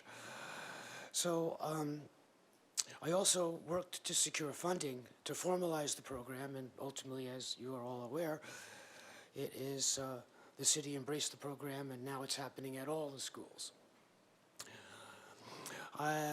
From 2014 to 2019, I was a member of the Coast Board of Directors. As part of that, I helped organize the Vision Zero project, which was ultimately formalized the concept and adopted by the city in 2016 and 2018. I have been involved in providing input to the Santa Barbara Pedestrian Master Plan and the Bicycle Master Plan repeatedly over the years, both as an individual and as part of a member of Coast and SB Bike. During my 46 years as a Santa Barbara resident, I've continually advocated for the rational placement and maintenance of visible crosswalks, and more recently, the pedestrian activated crosswalk signals and clearly marked bike lanes. Obviously, there's much work to be done on both of those issues. Being that I've recently retired in June, I am no longer a bicycle commuter, but I remain focused on using my bike for local shopping, running errands, and I am keenly aware of issues around pedestrian and bicycle safety. Fortunately, I've been safe all these years, and I would like to be part of the process to help make it safer in Santa Barbara for everyone to get from point A to point B. And that's why I'm here. Thank you. Thank you, Ms. Brentford. Questions for this applicant? Thank you very much. Thank you. I'm glad. Can you all hear me okay? 'Cause Yeah. I can't hear me. Thank you. Bye. Let's see, is anybody there out here that is applying for something that I didn't call yet? Would you come forward, please? And let us know what you're looking for and your name. Hi, I am Lindsay Charles, and I am late for the Civil Service Commission. Here you are. I was going to ask about that. Civil Service Commission. Okay, Ms. Charles, go right ahead. Thank you, and my apologies again for being late. My name is Lindsay Charles, and I am currently the Vice Chair of the Santa Barbara Civil Service Commission. I had assumed at the tail end of an appointment for my predecessor who left, and I was just informed recently that I have to reapply to this commission since my term expired, so here I am. I remain a qualified elector of the city, District 4, and I am enjoying my time on the Civil Service Commission. We, fortunately for the system and unfortunately for me, I have not been able to participate in a hearing as of yet, and I'm looking forward to being able to engage on the commission more actively in addition to the bi-monthly meetings. and it's my privilege to be able to be part of the community in this way. All right, very good. Do we have questions, Ms. Gutierrez? What motivated you to continue to be in this commission? So when I initially joined, it was through the, now who's just a commissioner, Donna Lewis, who's on the committee, and she spoke very highly of it, and I found that in participating in that, it was a really unique opportunity to be able to parlay sort of the private-public sector approaches to creating an environment with employees and with managers and with organizations that was unique. So I'm working in, obviously, the private sector, and I found that the discourse that both the city and the commission and the individuals engage in it's a great way to see how that civic engagement takes place and unfolds, and so I enjoy being able to contribute in that dialogue and that discourse. All right, thank you very much. Thank you. Well, I know Mr. Burns is here for something. Lord knows what it is, but. It's for a good cause. Are you applying for a commission? Yes, I am, and about an hour ago, I got an email saying that on December 6th, I would be, the time I would be applying for the Police and Fire Commission. That's correct. December 6th, I'm with Sister Cities, which these people talked highly of, Sister Cities Puerto Vallarta. Are you going to be in Puerto Vallarta that day? In Puerto Vallarta that day. So I'm not sure if I can speak I'm not today sure or I not. can either. This is an applicant not for something we're applying for today, Mr. Madam. Mayor, I'm confused. This is for a the little Fire bit. and Police Commission that we're opening the applications for on December 6th. And the interviews are taking place at a later date, so I believe we'd have to have all the interviews on the same date. Yeah. Yeah. Which is not a problem. It was easier for me to come here and find out no than assume it was a no and maybe you guys would have said yes. We do have your application. But did I also hear you're applying for Sister Cities? No. No, I'm a member of Sister Okay, Cities. it's okay. He is going to be our sister city. Got it. Oh, yes. Oh, you are going to be out of the country? out of He's the going to be out of the country. country at that time. And That's the problem. maybe it can be Okay, I Zoom. did not hear that part of it. I'm Yeah. sorry. Okay. Okay. But it's in Mexico, so it's not that. But my wife wouldn't want me to come back early. Okay. You'll be mid-Margarita about the time we're talking to your fellow Right, applicants. I don't believe we can do that. It's not the end of the world. I just didn't want to, Right. if you had said yes, I'd want it to be here. Yeah, I am not sure on that one because we've notified all the applicants for the Police and Fire Commission that we're only doing interviews on a specific date. No, and I So- got that at maybe 5:30 this afternoon, and then said, well, I can't make it, and you guys are interviewing. So it was a shot in the dark. Right, yeah. This has never happened before. Can an applicant actually like Zoom in? Or is that without, it have to be properly noticed? Is that a, not that I'm saying you're going to do I think we that. can Zoom in applicants because we're allowing applications we're allowing speakers and that kind of thing to be remote. So we could potentially do that on the 6th. Mayor Rouse, council members, it's really a policy issue. You have made a decision with most of your boards and commissions not to allow that to happen. We can revisit that if that's the interest of I got council, it. but I think we can't talk about it tonight because we haven't got that on the agenda. All right. I'd rather you guys end the meeting early than listen to me for another 2 hours. Thank you for causing this trouble. No, actually, Mr. Friedman has a question for you here. No, it's actually to try to resolve this. I just have a question about. We can't, we were not noticed to talk about this, is that correct? About the Police and Fire Commission? Or Just about the process to allow interviews, because our next meeting isn't until that meeting, so we can't come back and give you direction on that until the actual meeting, because we won't meet till then. On what, on the Zoom? If we have applicants that Right. applied, but they're out of Policy. town, and we only have that one date, how are they supposed to apply? That's the question he's asking, that's the question right. I'd like to know. We haven't had so- that come up, And so- what Ms. because usually we Bjork have just three said was, opportunities. Requested my, that. my understanding was that that you would need direction from council on whether we could allow the Zoom, but we're not coming back until the day of that hearing. I think we need to take this conversation away from this notice meeting because we haven't noticed conversation about how we conduct the meetings. And I will defer to your attorney, certainly, but Right, it isn't a matter on the agenda for today to discuss whether or not we're going to allow Zoom application interviews. I will propose that this can be an administrative decision, and staff will communicate with each other and with your mayor and make a determination one way or the other. We have not made that determination for any of your other boards and commissions, so it would be an exception. I appreciate Thank that, you. but it is an unusual circumstance. This is a one-time only interview as opposed to 3 opportunities other commissions have, so an administrative decision would be super. Or Thank you. alternative, we could set a second date for police and fire commission interviews. But we can, right, not now, but that's another alternative.